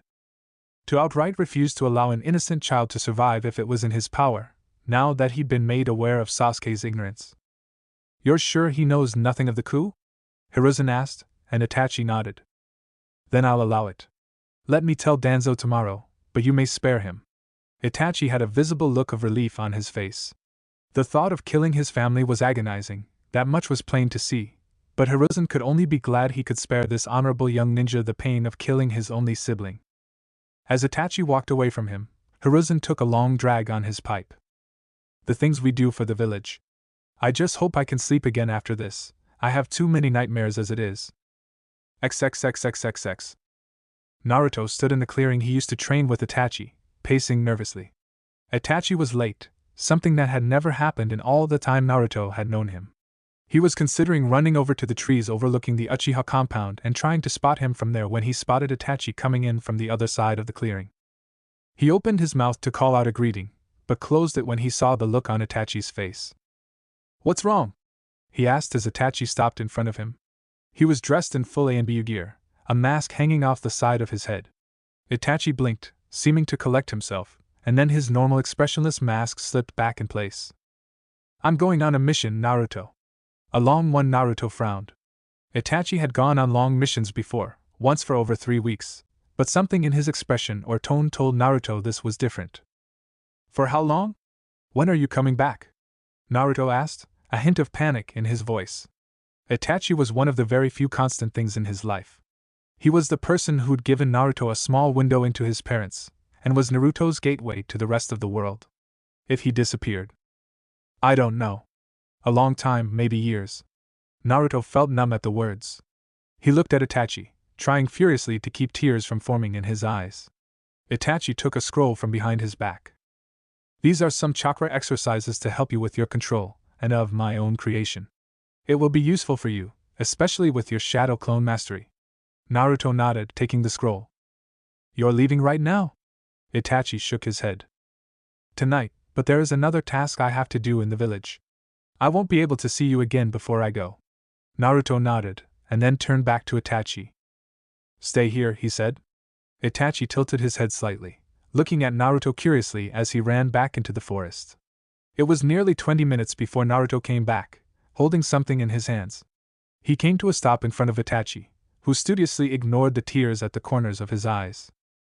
Here, he said, extending his hand. Itachi took the object he was presented with, and looked down at it. It was a smooth piece of wood, carved by something sharp. He recognized Naruto's handiwork in the crude drawing, only a little better now than when he'd first met the boy. It was a carving of Naruto, his 2 iconic chains over his shoulders, standing next to a carving of a boy with short hair holding a kunai in each hand, ready to throw. They were labeled with Naruto's and Itachi's names. So you don't have to be alone on your mission. If my family can keep me company, then I can keep you company. Naruto smiled at him. Itachi looked at the carving, then silently and carefully put it away in one of the inside pouches of his anew vest. Thank you, Naruto, he said, his voice low. He put his hand on Naruto's shoulder, squeezing lightly, and then turned. He pulled his animal mask over his face, the cat-like features covering his features. Naruto watched him walk to the edge of the clearing, then dissolve into a flock of crows. Naruto pulled out the scroll, a smile on his face, and began to train. After all, just because Itachi was gone didn't mean he couldn't better himself. When Itachi returned to the village, Naruto would show him just how strong he'd become. XXXXX. Itachi couldn't pinpoint one exact reason why the night had gone to hell, not because the decline was subtle, but because there were too many. First, he'd found Shisui with only one eye, just in time for his best friend to rip out his other eye and entrust the valuable Mangekyo to Itachi for safekeeping. While Itachi had stood, shocked at his friend's actions, Shisui had thrown himself into the river, and Itachi had been unable to find him. He tried to complete the eradication of the Uchiha by himself, growing sickened at each murder, only to come upon his parents seated calmly in their room. Far from vilifying him for his action, his father had told him how much he respected Itachi for following his convictions to the end. Worse, his mother had simply told him how proud she was of the man he'd become, and how much she loved him. All she'd asked was that he look after Sasuke. It had torn Itachi's heart from his chest to kill his parents after hearing that, but they had made their choice just as he had. The last nail in the coffin had been coming across his brother, drenched in his parents' blood. The look of confusion on Sasuke's face, the terrified screams as he'd used Tsukiyomi to direct all of Sasuke's hatred on him. It was all spinning in Itachi's head as he carried out his mission. As he'd headed to the rendezvous point to report in, he'd had to stop next to a stream to empty his stomach, unable to handle the nausea caused by his actions. His new Mangekyo saw too much, and he couldn't forget any of it, not one little detail. It had taken him almost 10 minutes to pull himself together enough to fake his normal facade enough to report in. "It's done?" Danzo asked from the shadows. Itachi nodded, his mask hiding the pallor of his face. "Then you know the next part of your mission," Danzo said. "You'll take care of Sasuke?" Itachi asked. It was the only thing keeping him going at this point. "Your brother will be treated as royalty, the last of the respected Uchiha clan. He will never know of your clan's betrayal." Danzo hesitated. "You're sure you don't want to remain in Konoha? You are faceless after all, a simple change of mask and we could give you a new identity." Danzo was not overly emotional, but the loss of such an asset as Itachi was unfortunate, and he would avoid it if possible. Regardless, Itachi shook his head. "I can do more on the other missions. I am uniquely suited for that assignment." Danzo nodded slightly. "Then I wish you good luck. Your first check-in is in 1 month, in the capital of Rice Country." Itachi nodded, and Danzo slipped back into the shadows. Itachi ran up the wall next to him, and leapt off into the forest. He had only gone about 3/4 of a mile when he sensed a familiar presence shadowing him. He pulled into a clearing and stopped. "You can come out, Naruto. I know you're there," he called out quietly. He knew how acute Naruto's hearing was, there was no reason to shout. He watched the boy step out of the trees, his now light red hair the only thing differentiating him from the shadows around him. In a detached part of his mind, Itachi was proud to see how well Naruto was applying his stealth training. Naruto stared at Itachi silently for several minutes, his eyes boring into the holes in Itachi's anew mask. Finally he spoke one word. "Why?" he asked. Surprisingly, there was no condemnation in his tone. Itachi knew that Naruto had somehow discovered his actions that night, but how could he not hate Itachi after what he'd done? After all, even Itachi hated himself over his mission tonight. "I had to prove myself," Itachi said, falling back on the same story he'd told Sasuke. "I had to know the limits of my power, so I used them to test myself. They were nothing more than the meter I used to measure my growth." Naruto's expression didn't change at all as Itachi spoke. Itachi waited for him to say something, to yell at him for betraying the very principles he's instilled in Naruto over the last year. His answer shocked Itachi, and sent him scrambling. "Then why were you sick after doing it?" One simple sentence, and Itachi's narrative was destroyed. He cursed Naruto's penchant for sneaking, and his night vision. How could I not have noticed him watching me? He wondered, and then answered his own question. He was so messed up from killing his family that even a civilian could probably have snuck up on him. For someone like Naruto who'd spent years avoiding forest patrols, it had been child's play. His mind was racing to come up with another reason, one that would keep Naruto off the truth and be believable. Naruto continued to stare at him, and then repeated his words from the long-ago conversation in the training grounds. "Sometimes we have to do what's right, even if it hurts the ones closest to us." Itachi looked at him in surprise. Naruto just shrugged. I don't know why you did what you did, but I have faith in you, Itachi-sensei." He spoke. Itachi rocked back on his heels. The simple words had a profound effect. He'd worried about what Naruto would think of him after today, and to find out he didn't vilify him was cleansing. Itachi was struck by the sudden urge to explain himself, to have anyone know the truth outside of the Hokage and Danzo. He couldn't bring himself to tell Naruto the whole truth, but he could at least let him know that he hadn't betrayed Naruto, that the things he taught him were still worthwhile. Sometimes we have to follow orders that we hate, in order to protect what we love. Itachi spoke quietly, and saw Naruto nod, though his eyes narrowed. Itachi watched as he looked back at the village, remembering the times Itachi had told him about his reasons for serving the village, about his philosophy about the duty of a shinobi. Itachi saw the connections forming, and a look of resolution came over his face. "You're not coming back, are you?" he asked. Itachi shook his head. "No. I'll be branded a missing ninja after this." Naruto frowned. "That's not right." Itachi cut him off. "It's what I chose. My sacrifice is a small one, in the grand scheme of things. If this keeps the village safe, then I'll gladly pay for it." Naruto looked at him. Then I'll protect it for you, he said stubbornly. Itachi's eyes widened. If Naruto really meant that. The possibilities began to run through his head. He didn't want to force Naruto into something out of a misplaced sense of obligation to Itachi, but Naruto was strong now, strong enough to protect himself from any civilians and most of the lower-ranked ninja at least. He would be safer in Konoha, especially with the hunter Nin that would be combing the country for him. Another thought struck him, and he smiled inwardly. If he was going to send his surrogate little brother into the lion's den, so to speak, there was one more set of claws he could give him. If you truly mean that, then you'll need to see the Hokage after you wake up, he said. Tell him nothing of speaking to me though, Naruto. This is a secret you cannot speak to anyone of, under pain of death.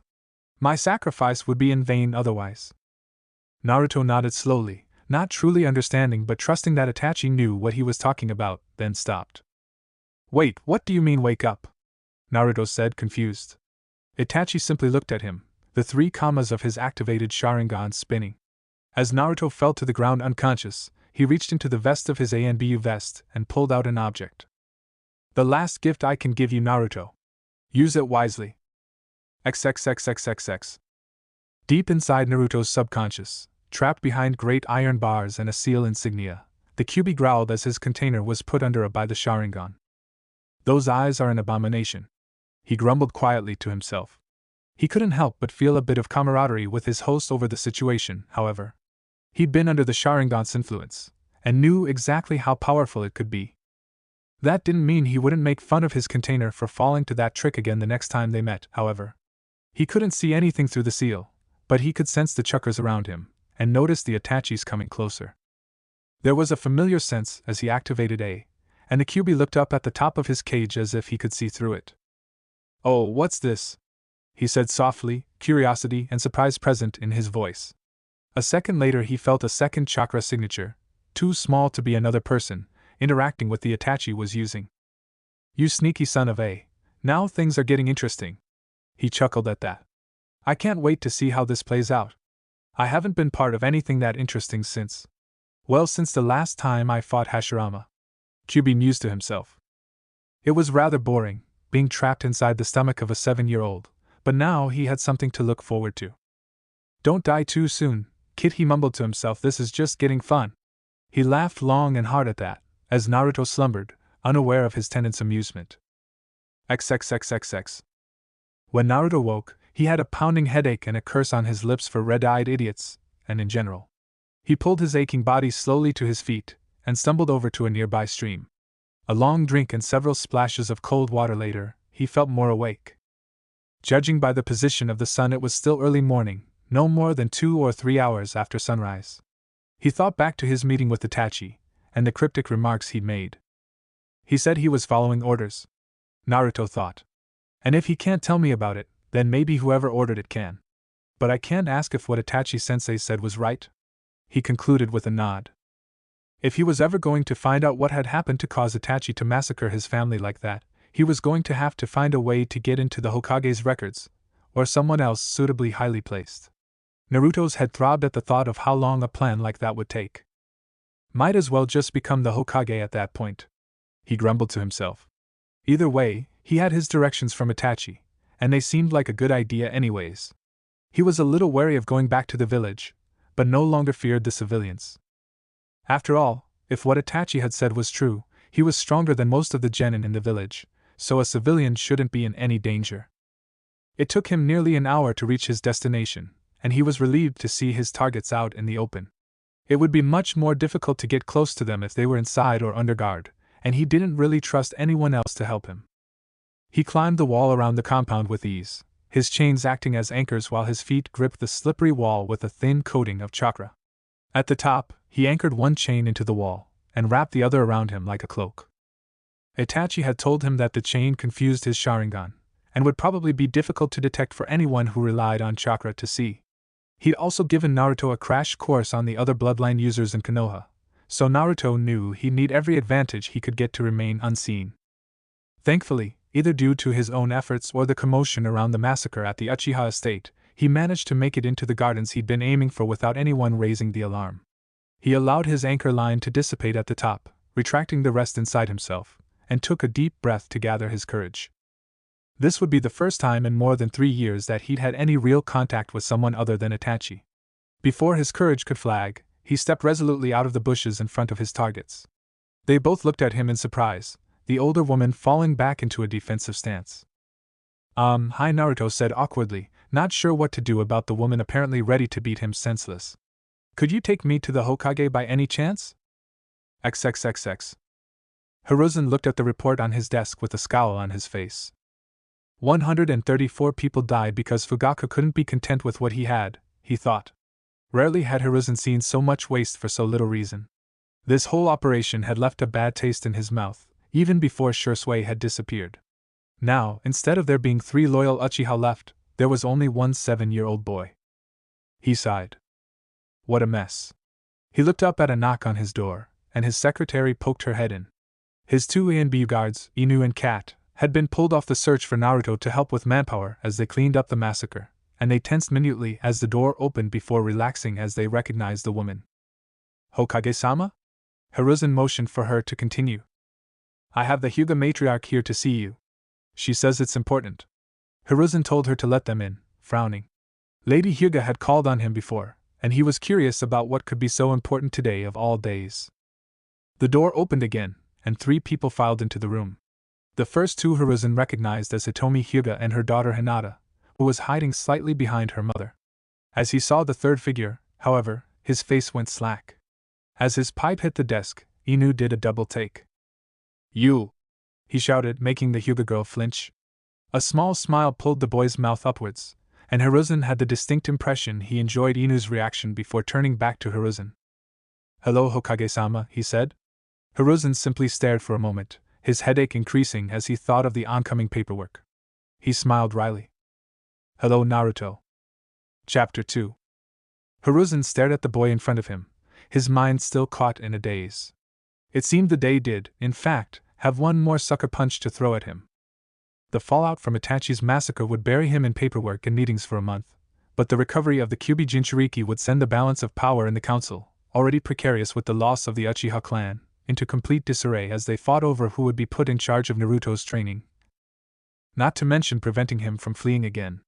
He could already hear the screeching of the civilian council in his head, and he could swear the headache already pressing on his temples was a conditioned response by now. You know, of all the ways I could have imagined us meeting again, Naruto, this has to be the least likely of them all, he said, a wry smile tugging the corners of his mouth up. Nearly 3 years those two have been looking for you, he motioned with his hand to Anew and Nico, the former of which looked as if he wanted to grab Naruto and shake him until he understood just how frustrating the last 2 years had been, and you just walk into my office the day after one of the worst incidents in our village's history. Forgive an old man for his curiosity, but why now? Hiruzen had always been a good judge of people. Decades of holding the highest office in the village and dealing with the political machinations of the council had left him able to decipher most people's general motivations at a glance. He'd known Naruto for most of his life before his disappearance, and before today would have bet most people nearly anything that he could tell Naruto's state of mind at a glance. After all, he'd never been the most subtle of children. Now, however, all Hiruzen could tell of Naruto's state of mind was that he was guarded, and his body language was subtly telling him that Naruto considered everyone in the room except for possible Hitomi and Hinata as threats. More than surprised, Hiruzen felt a wave of sadness pass over him. What happened to him over the last 3 years, Naruto? Where did the happy child go? Hiruzen wondered to himself. He knew Naruto had participated in at least 2 fairly horrendous situations, at least one of which he felt somewhat responsible for, but he had hoped that something of Naruto's happy-go-lucky against-all-comers attitude had survived. Naruto looked at him, his gaze unwavering, and Hiruzen saw something there. Purpose maybe, or resolve. Whatever had driven Naruto from hiding, it was important to him. I made a promise to someone to help protect the village, Hokage-sama. The Uchiha are gone, and that means that the village will need help, and I want to do what I can. The forest is my home. Will always be my home. But if I stay out there I would be going back on my word, and betraying the only person who has ever shown complete faith in me. I can't do that. For a second, Hiruzen saw the same 4-year-old he'd known before, the one who would do anything in his limited power to keep a promise, even at such a young age. His relief at seeing something, anything, of the old Naruto rushed through him, almost negating the pain he felt at the knowledge that Naruto felt he'd lost faith in him at some point. Hiruzen looked at the two people that had accompanied Naruto, acknowledging their presence for the first time. "And what of you and your daughter, Lady Hyuga? How is it that you came to escort young Naruto today?" He almost winced as he saw Hinata curl further behind her mother. "Hayashi really needs to tone it down. At this rate she'll have a nervous breakdown before she's 15. A fake clan heir going off the reservation is bad enough, we don't need a real one." He thought critically, but he knew he had little say in clan matters. Hayashi's pride was pushing him down this path, and much as Hiruzen wished he could do something to change it, the law was firmly on the Hyuga clan head's side. Glancing down at her daughter briefly, Hitomi squeezed Hinata's hand reassuringly once, then turned back to the Hokage. "Naruto approached my daughter and I this morning in our garden and requested an escort to see you, Hokage-sama," Hitomi said easily. Her smile said there was something more to the story, and Hiruzen quickly caught the disparate element. An unknown child dressed in worn clothing was allowed into the inner gardens of the Hyuga compound at. He glanced at the clock on his wall and did some quick math. 8:15 in the morning, roughly? He asked skeptically. Hitomi's smile just widened a fraction of an inch, and Hiruzen noticed a small amount of red in Naruto's cheeks. Naruto correctly assumed that, in light of the debt the Hyuga clan owes him, he would be permitted in the clan estates. That he chose to forgo all of the normal pleasantries normally associated with entry into the inner gardens was simply a reflection of how important he felt meeting with you in a timely manner was. Hiruzen felt his eyes widen as he worked out the implications of her response. Obviously Naruto had not been approved to enter the inner gardens, which meant he'd snuck in. And if he'd managed to avoid the guards of a clan with that allowed them to see 360 degrees. That much stealth potential at such a young age was rare enough to merit interest all on its own. "How?" he asked her. Before she could answer, two transparent chains burst from Naruto, wrapping around his body until only the pointed tips were free, poised over his shoulders. Their manifestation had been so fast that Hiruzen had barely registered their presence before the boy was covered from thigh to neck in solidified chakra. He noticed that the two ANBU had moved to defensive positions, but subtly motioned for them to stand down when he saw that Naruto was making no moves beyond the initial manifestation. "Amazing," Hiruzen murmured. He stepped toward Naruto to get a closer look at the chains, and noticed the tips following him as he did so. "I haven't seen anything like this since." His voice trailed off, but he never expected what he heard next. "Since my mother, I assume." Naruto's voice was even, but Hiruzen caught the undertone of anger as he spoke. Naruto's eyes caught his own and held them. The betrayal burning in them left no doubt that he had discovered Hiruzen's deception regarding his parents. Hiruzen's hand came down almost reflexively, activating the security and privacy seals built into the walls of the office before anyone could say anything. "How long?" Hiruzen asked, ignoring the confused looks on the faces of the two Hyuga. "The night I killed Akihiro." Naruto's voice didn't change at all when he answered, but Hiruzen winced inwardly as he remembered the night.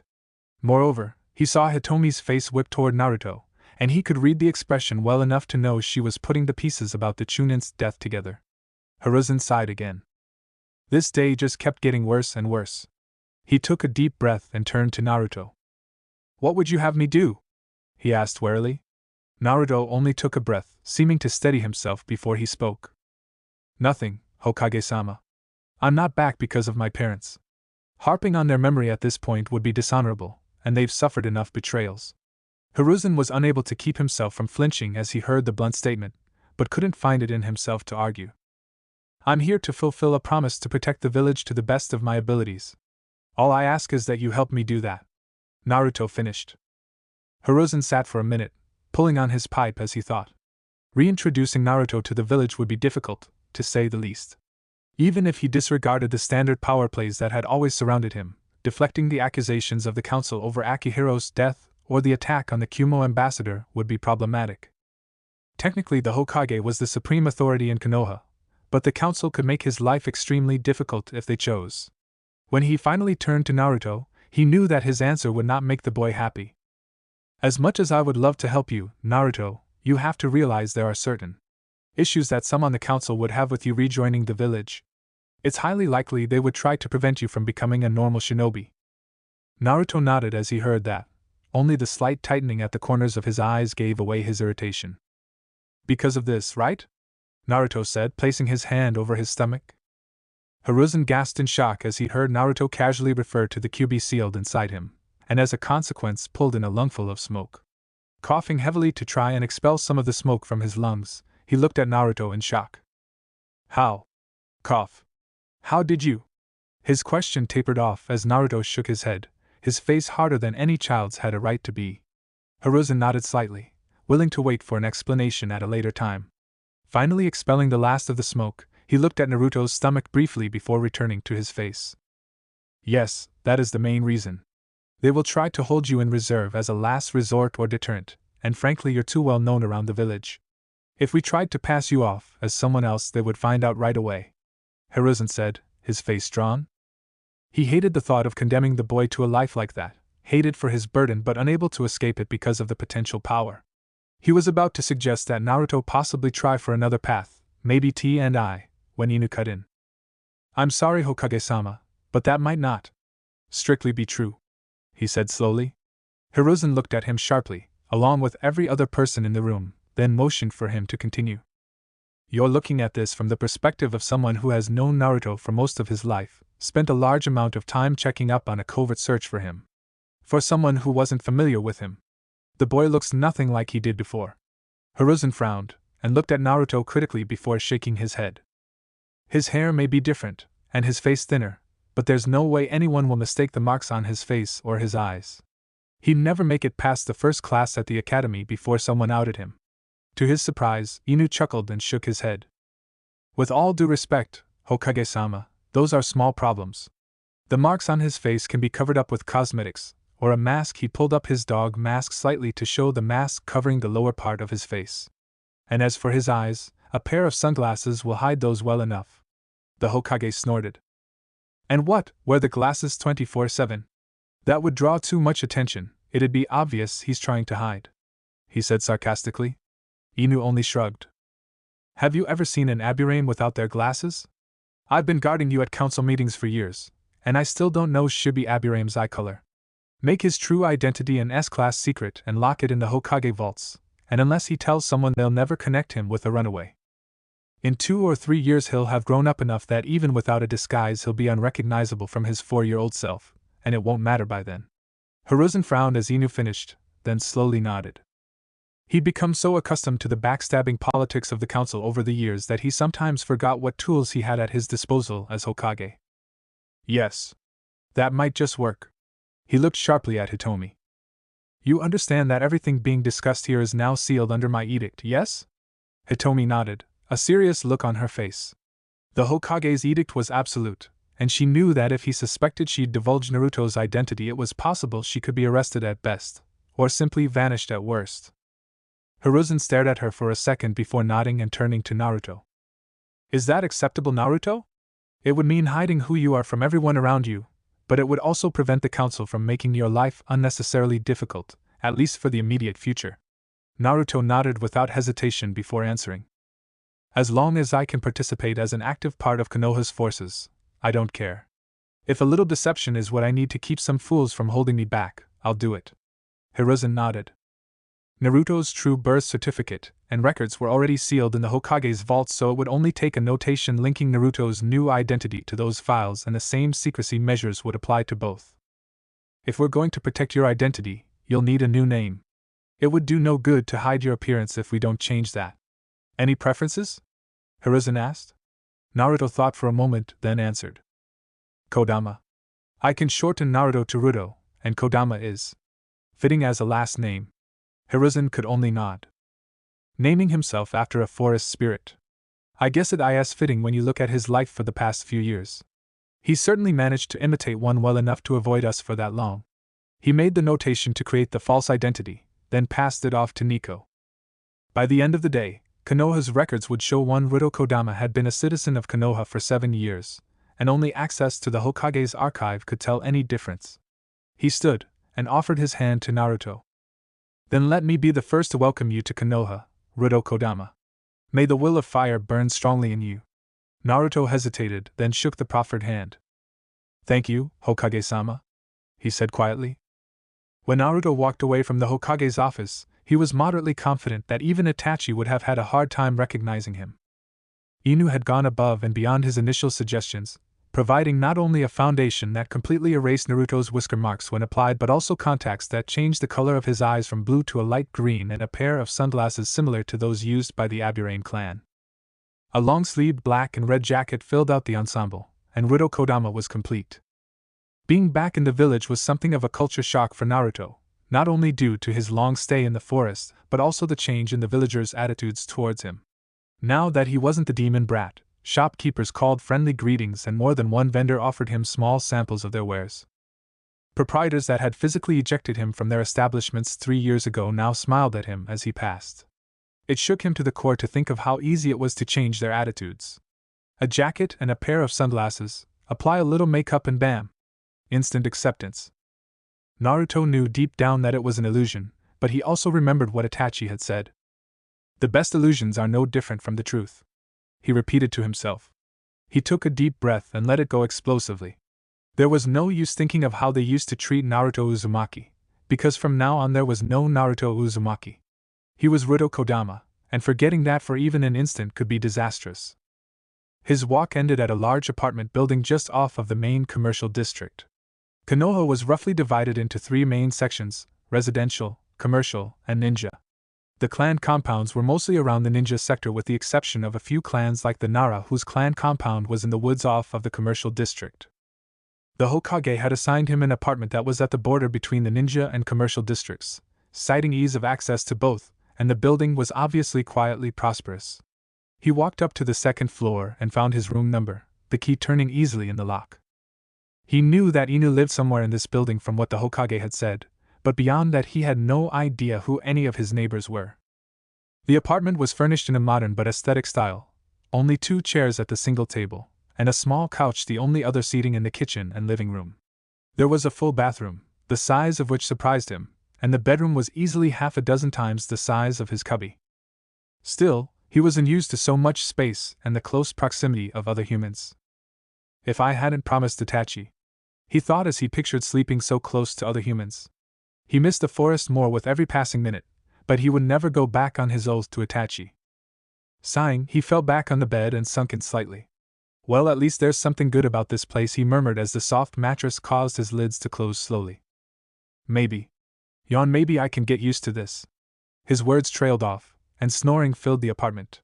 He never noticed the door open as a head topped by a shock of white hair peered in, then pulled back and closed the door. Life in Konoha was something Naruto found to be simultaneously endlessly frustrating and endlessly fascinating. Compared to his life in the forest, everything was incredibly fast-paced. Naruto had almost missed more than one appointment simply because he was unfamiliar with any time increment besides sunset, sunrise, noon, or midnight. Adjusting to a life measured in seconds and minutes instead of hours and days was frustrating, and Naruto soon began to feel as if every second was something he was losing, slipping through his fingers despite his every attempt to slow them down. Despite his new awareness time, there were several things that he enjoyed in Konoha. Hitomi made a point to visit with him at least once every week or 2, and she brought Hinata with her. For Naruto, Hinata's presence was a godsend. While he liked Hitomi, she had a very strong personality, constantly trying to tweak or improve things in Naruto's apartment or suggest new places to visit and activities to try. While Naruto enjoyed new experiences, Hitomi seemed to want to experience a little of everything at the exclusion of deeper enjoyment, while Naruto had long ago learned to appreciate the complexities of the little things. After all, there are only so many opportunities for entertainment in a forest, and being easily bored wasn't really an option if he wanted to stay sane.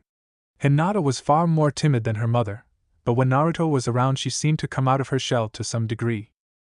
At these times she agreed with Naruto more often than not when it came to choosing what place to eat or activity to try, and as a result they managed to slow down Hitomi's rampage through every new experience to something Naruto could handle without needing to keep a journal just to remember what they'd done in a single afternoon. One thing Naruto had noticed about Hinata was that, if pushed beyond her comfort zone too far or forced out of her timid habits, she showed a determination and force of presence that was truly impressive to the red-haired boy. From his observations while in the forest, and the hints Hitomi and Hinata had let slip, he knew that Hinata's relationship with her father was strained due to her kind nature and difficulty with the traditional martial art of her clan. He also knew from his observations that she would practice every day without fail, and rarely if ever complained about any of the treatment heaped upon her. She bore it with a grace that struck a chord in Naruto, reminding him of Itachi's attitude toward his own sacrifice. What Naruto couldn't understand was her lack of skill with an art she worked so hard at. He'd seen her prowess in other areas of the ninja arts, and outside of the Juken she excelled. It was almost as if the art itself was fighting her. He had considered asking Hitomi more than once, but he wasn't sure if it was a taboo subject, nor was he eager to reveal that he had been spying on the compound even after leaving the woods. For now he was keeping his questions to himself, waiting to see if their enrollment into the academy in 2 months would do something to help with her problems with the Juken. Naruto wasn't sure what was taught at the academy, as Itachi's training had focused on immediately applicable things, not theory, but he assumed that someone there would have an idea about how to approach the situation. In all honesty, Naruto was looking forward to the academy. It was the first step on his path to becoming a strong shinobi like his parents and Itachi, and if he was to ever figure out what had prompted Itachi's actions that night, he would need to hone his skills. Sneaking into a place like the Hokage's archives wasn't an activity for an amateur, and despite his growing prowess, Naruto knew he was nowhere near good enough. He could be patient, however. The one thing about the academy that Naruto disliked was the necessity of hiding his heritage. He knew the ruse was necessary to insulate him from the council, but his name was one of the only connections he had to his parents, and it irritated him to have to act as if it didn't exist. His conversation with the Hokage when he'd done the paperwork to enroll in the academy had been heated, to say the least, and not all of it Naruto's fault. XXXXXX. 2 days after Naruto's return. XXXXXX. Naruto stared at the Hokage over a small pile of forms, his hand aching slightly from all the writing he'd had to do. He'd managed to become somewhat skilled at reading from his stolen scrolls while in the forest, but without any way to practice writing he'd been unable to progress his abilities beyond what he'd had at 4 years old, and even those had atrophied from disuse. The office was once again empty except for the 2 of them, and the ANBU guards Inu and Nico, both of them edging away slowly from the growing confrontation. "I'm sorry, Naruto, but there is no way I can release your inheritance and still maintain your cover," Hiruzen said. "I realize this is difficult, but there's just no way it would go unnoticed." Naruto's stare didn't waver. "I'm not asking for money or recognition. You told me my parents' house is still the same as they left it. Just give me the key." Naruto's voice was even, but internally he was raging at the old man. "I can't be Naruto. If you were seen entering the house," Naruto cut him off swiftly. "The house is on the edge of the village, close to the Uchiha compound. There's never anyone there. How could they see me go into a house they think is abandoned?" he exclaimed angrily. Hiruzen had simply taken a pull on his pipe and exhaled a cloud of smoke. "There are always people around, Naruto. This is a ninja village. It would only take a single mistake and everything would be ruined. I'm sorry, but I cannot risk it." Naruto had stormed out of his office angrily at that, and it had taken him several hours in the forest to calm down. When he finally had a firm hold on his temper, he noticed that he'd unconsciously circled around the village until he was close to the wall that separated the forest from the clan section, not far from his parents' house. Noting the patrolling guards on the walls, he quickly pulled himself over the wall with a quick chain movement, and dropped to the ground. He froze, looking for any sign that he'd been seen, but he didn't see or hear anyone. Cautiously making his way over to the front gate, he looked forlornly up at the house. He was less than 15 feet from a tangible relic of his parents, but the ornate gate blocked his way. He could see seals lining the top of the surrounding wall, and recognized a few as variants of explosive seals from Itachi's training. If he tried to jump the wall, he'd be lucky to come down on the other side in less than a dozen pieces. He sighed heavily and leaned his head against the gate. South close but so far. His hand rose to touch the handle of the gate lightly, and he nearly jumped out of his sandals as blue light began to climb around the gate. He could see a line of seals radiating out from the lock of the gate, for a brief moment, and then the whole array blinked out as suddenly as it appeared. A loud click came from the lock, and the gate swung inward a few inches. Naruto looked around furtively for a second, but the lure of the house was too much, and he pushed his way quickly inside. As the gate closed, Naruto once again saw the array pop up and disappear, another click signaling the gate was locked again. Naruto walked forward slowly, looking around him. The grounds were unkempt but wide, and he could see a series of posts similar to the ones at the training fields in one corner. The house itself was in good shape, only a little peeling paint betraying the long time it had sat unused. It was not particularly large, only 2 stories. The kind of home a family could grow in without feeling stifled, but not what Naruto would have expected for a Hokage. The front door opened easily at his touch, and he moved into the front hall before closing the door behind him. He could see a hallway stretched out before him, but what caught his attention was the closet next to the door. Several pairs of sandals stood in a small cubby next to the door, and several white coats with flames at the bottom stood in the closet next to a flak jacket.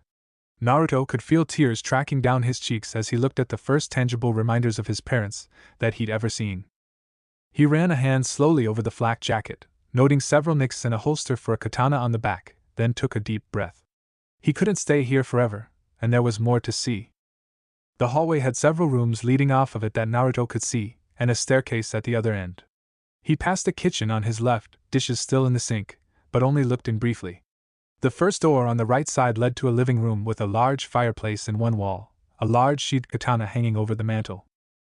There were several pictures there as well, and Naruto spent several minutes simply drinking in the sight of his parents. For the first time he had faces to go with the names, and it filled something inside him that he never realized was missing. He picked up one picture, a shot of his parents standing arm in arm and a hand each on his mother's pregnant stomach, and took it with him as he moved to explore more. The only other room on the first floor was a bathroom, but the staircase was a spiral that led both upwards and downwards. Deciding to leave the lower level for last, Naruto went up the stairs. The first room was a somewhat bland room that was set up for guests, but the second room was set up as a workshop and armory.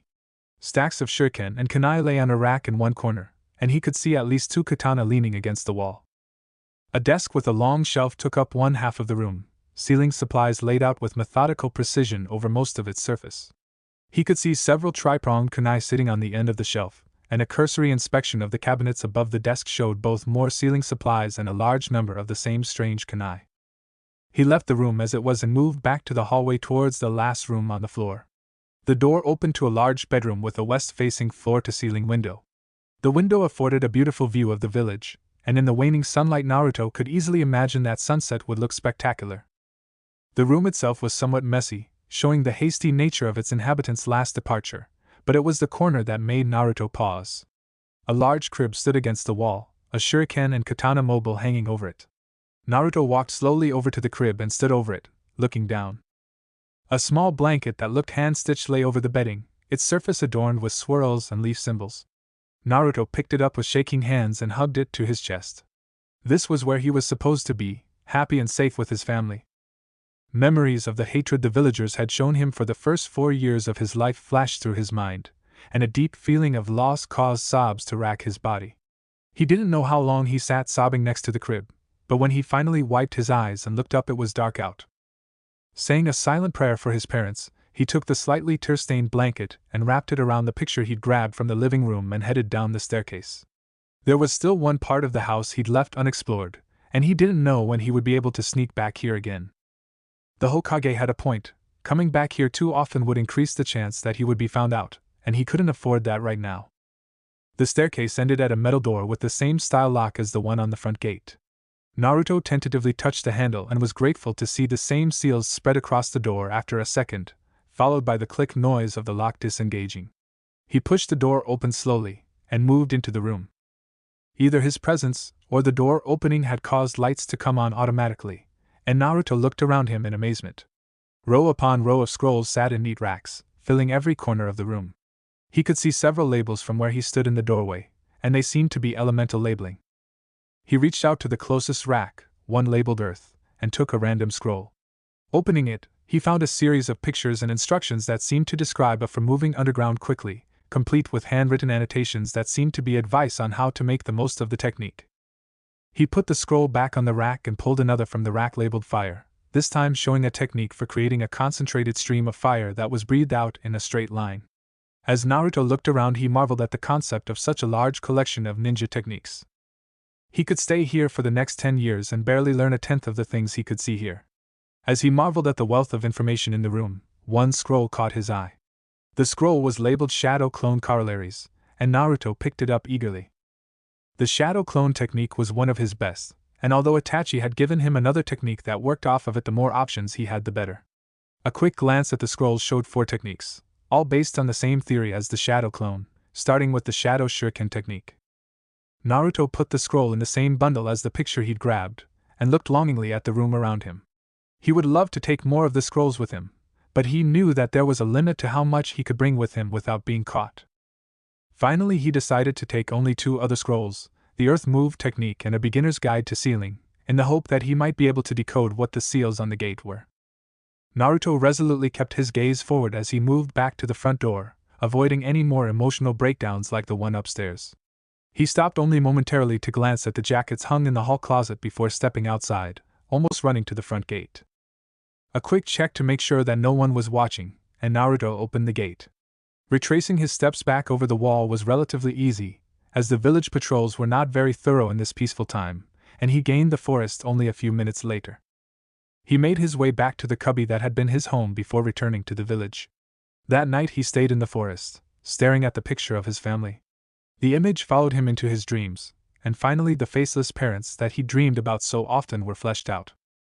That night he'd slept better than he ever had before, protected by the mementos he'd taken. XXXXXX. Kakashi stood at the edge of the village walls, looking out over the woods in the direction that Naruto had disappeared. When the Hokage had asked him to follow Naruto after he'd stormed out of the office, Kakashi had reluctantly agreed. Even though he thought it distasteful to keep Naruto away from whatever mementos of his parents still existed, he had agreed with the Hokage that it was too much of a risk for Naruto's cover. He'd been intending to let Naruto run off some of his anger, and then step in and talk to the boy before he did something that would get him into trouble with the old man. His shock when Naruto had walked up to the gates of the Yandame's house had almost made him blow his cover when Naruto checked for followers, but it was nothing compared to what he felt when the gates opened at Naruto's touch. Kakashi had been to the house a few times when the Yandame was his sensei, and he knew the gates would never open to anyone that didn't possess a blood link to the man. The pieces he hadn't noticed before began to click into place, and when he realized the truth it astonished him that he hadn't seen it before. Sensei's son survived. And we never knew, he thought, his eyes widening behind the dog mask. He'd always thought that the child had died the same night the Kyuubi had attacked. That even he, who'd been so close to the previous Hokage, hadn't known about Naruto's parentage was amazing, but the implications for the village as a whole were enormous. The loss of the fourth had been more than a psychological blow for the village, it had signaled the loss of several key techniques that had been unique to the beloved leader. Presumably the scrolls for those techniques existed inside the sealed compound, but even the best seal masters in Konoha had pronounced the seals unbreakable, and cautioned that anyone attempting to tamper with them or cross over the gates would set off a chain reaction that would, at best, obliterate the compound. It was a visible reminder of what Konoha had lost in the Kyuubi attack, sitting here at the edge of the village, taunting them with how close the knowledge was while simultaneously being impossibly far away. With Naruto now having access to the house, it was entirely possible that he would one day return some of the most powerful techniques the world had ever seen to Konoha. Kakashi had stayed hidden outside the house as night began to fall, somewhat worried that one of the security features had caused him some harm. But just when he'd begun toying with the idea of going to the Hokage for help, Naruto stepped back out of the front door and made his way to the gate. Kakashi's eye focused on the bundle in his arms, and he picked out what seemed to be 2 scrolls and something square inside of a handmade blanket. As Naruto ran past his hiding spot, the blanket shifted slightly, and he recognized one of the pictures that had been on the mantel the last time he'd been in the house. He knew it was dangerous to have something like that out of the house, much less in Naruto's possession when he was trying to stay incognito, but Kakashi couldn't bring himself to keep Naruto from having at least that much of his parents, not now that Kakashi knew who they were and the magnitude of sacrifice they'd made, leaving their child behind while saving the village. Naruto had moved quickly over the wall and out into the forest, but Kakashi had stayed on the wall watching him disappear between the trees. He had suspected Naruto still had a hideaway somewhere out there, and as much as he wanted to see where it was, even if only to assuage his curiosity after looking for it for so long, he knew it would be a breach of Naruto's privacy. Plus, with Naruto's familiarity with the woods in that area, it would be difficult to hide from the boy, especially in the dark. Kakashi stood on the wall for nearly half an hour before he decided to go back to the Hokage's office. He would tell the old man nothing of this, not until he worked through what he'd learned today, and not unless something Naruto did put him at risk for discovery. He owed his sensei's child that and much more, but it was a start. XXXXXXXXX. Free time was something that Naruto had had quite a bit of over the last several years, and would until he started the academy, but he'd learned to fill it with worthwhile things. He'd continued the exercises Itachi had left for him in secret along with the scrolls he'd taken from his parents' house, but recently Inu had taken to training with him in his free time. He'd just shown up one day in the training field Naruto used when he wasn't hanging out with Hitomi and Hinata and began to critique Naruto on his taijutsu forms. He never offered an explanation as to why he would sacrifice his spare time to help Naruto, but every so often Naruto would catch the masked Anbu staring at him intently as he did his exercises.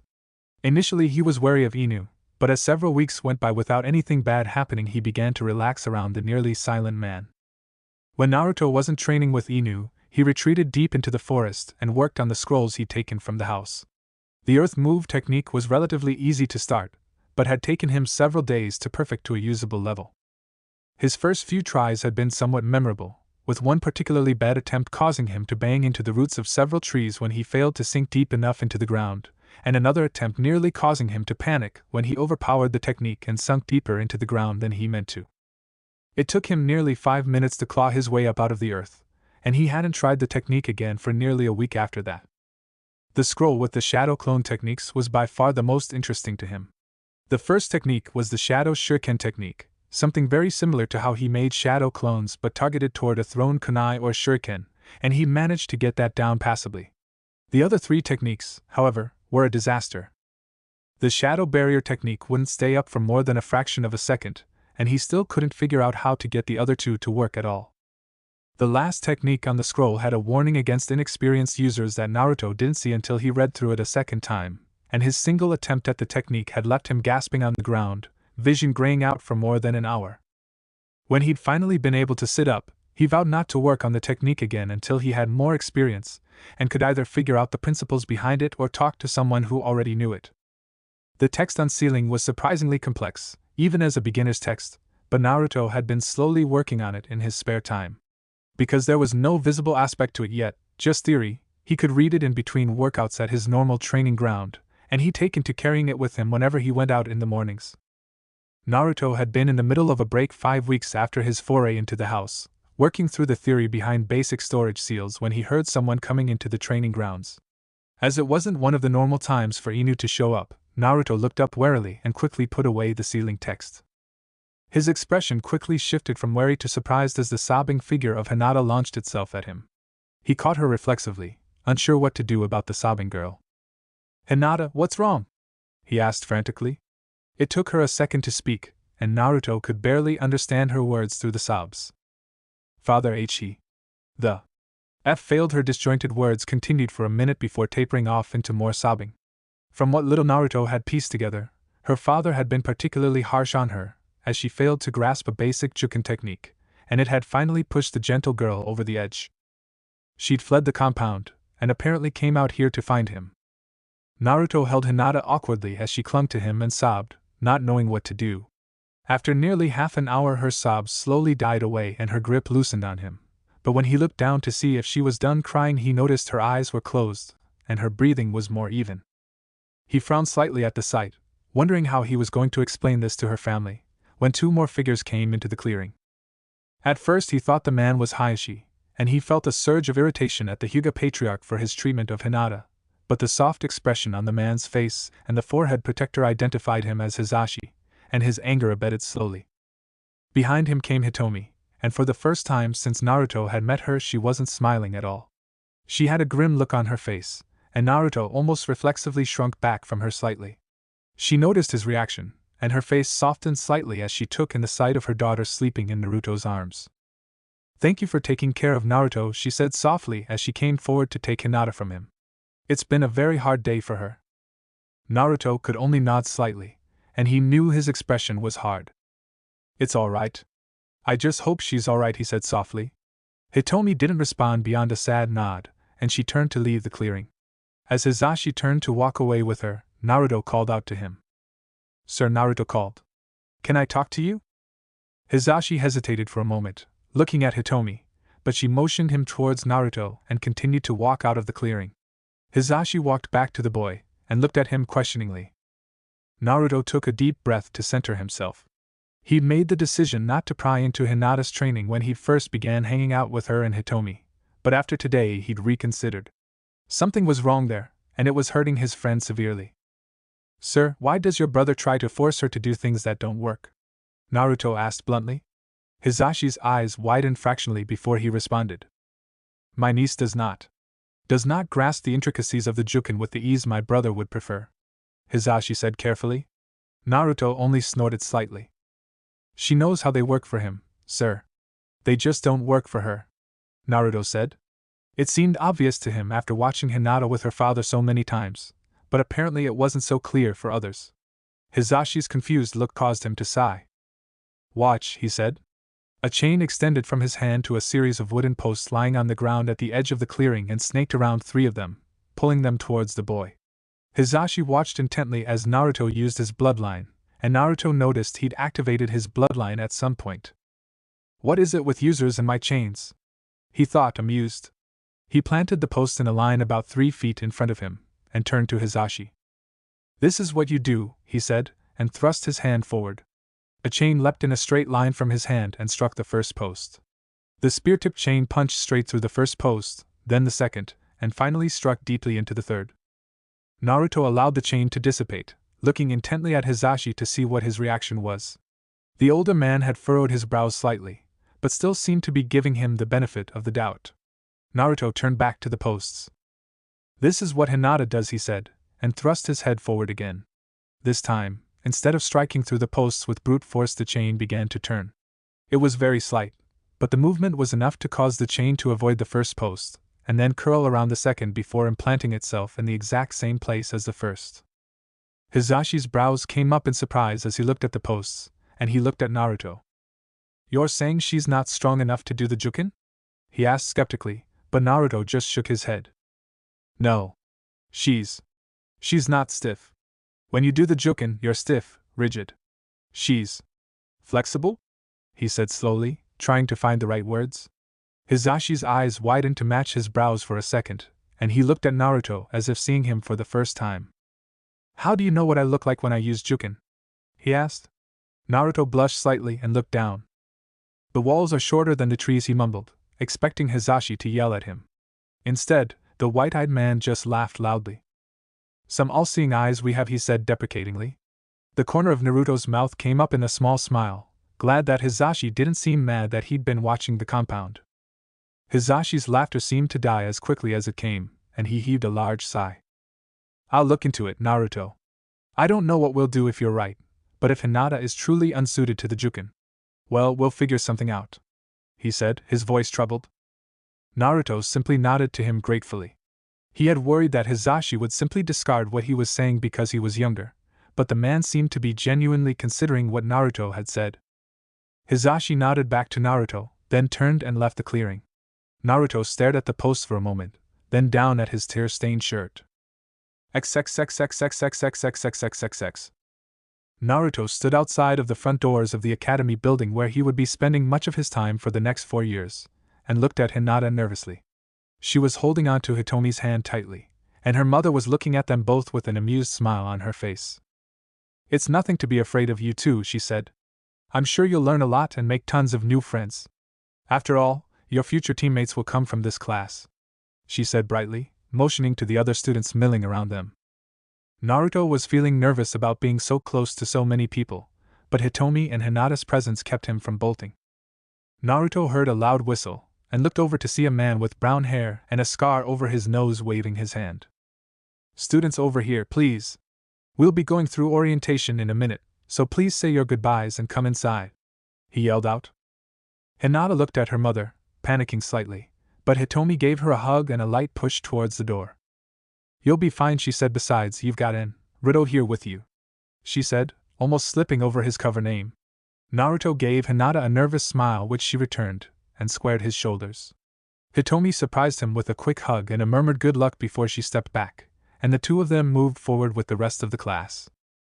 The man, who introduced himself as Irika, led them into the second classroom on the left of the first floor, and they filed in and began to sit down. Naruto was walking towards the far wall, Hinata right behind him, when he stumbled over the foot of one of the students who had just taken their seat. As he stumbled, he turned slightly, and his shoulder banged into the desk, pushing it backwards into the chest of the person he'd tripped over. He stood up quickly, and apologized to the boy, who looked at him as if he were something disgusting. Naruto just raised an eyebrow in response, and began walking back toward his intended seats in the upper corner before he heard a muttered freak from the boy. His eyebrows narrowed in anger at the insult, but Hinata's presence behind him kept him moving forward, but not from glaring at the back of the boy's head when he finally sat down. Iruka began to take roll calls, and Naruto heard the boy call out here when the name Uchiha Sasuke was called.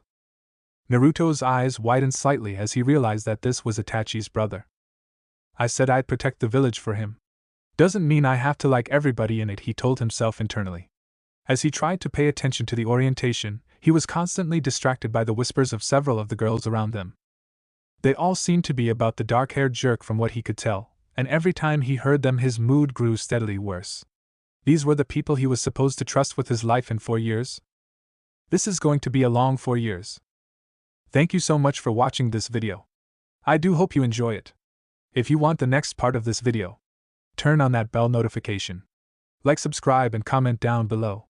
And also check out the others' videos I have created and enjoyed it. See you guys next video. Till that, take care.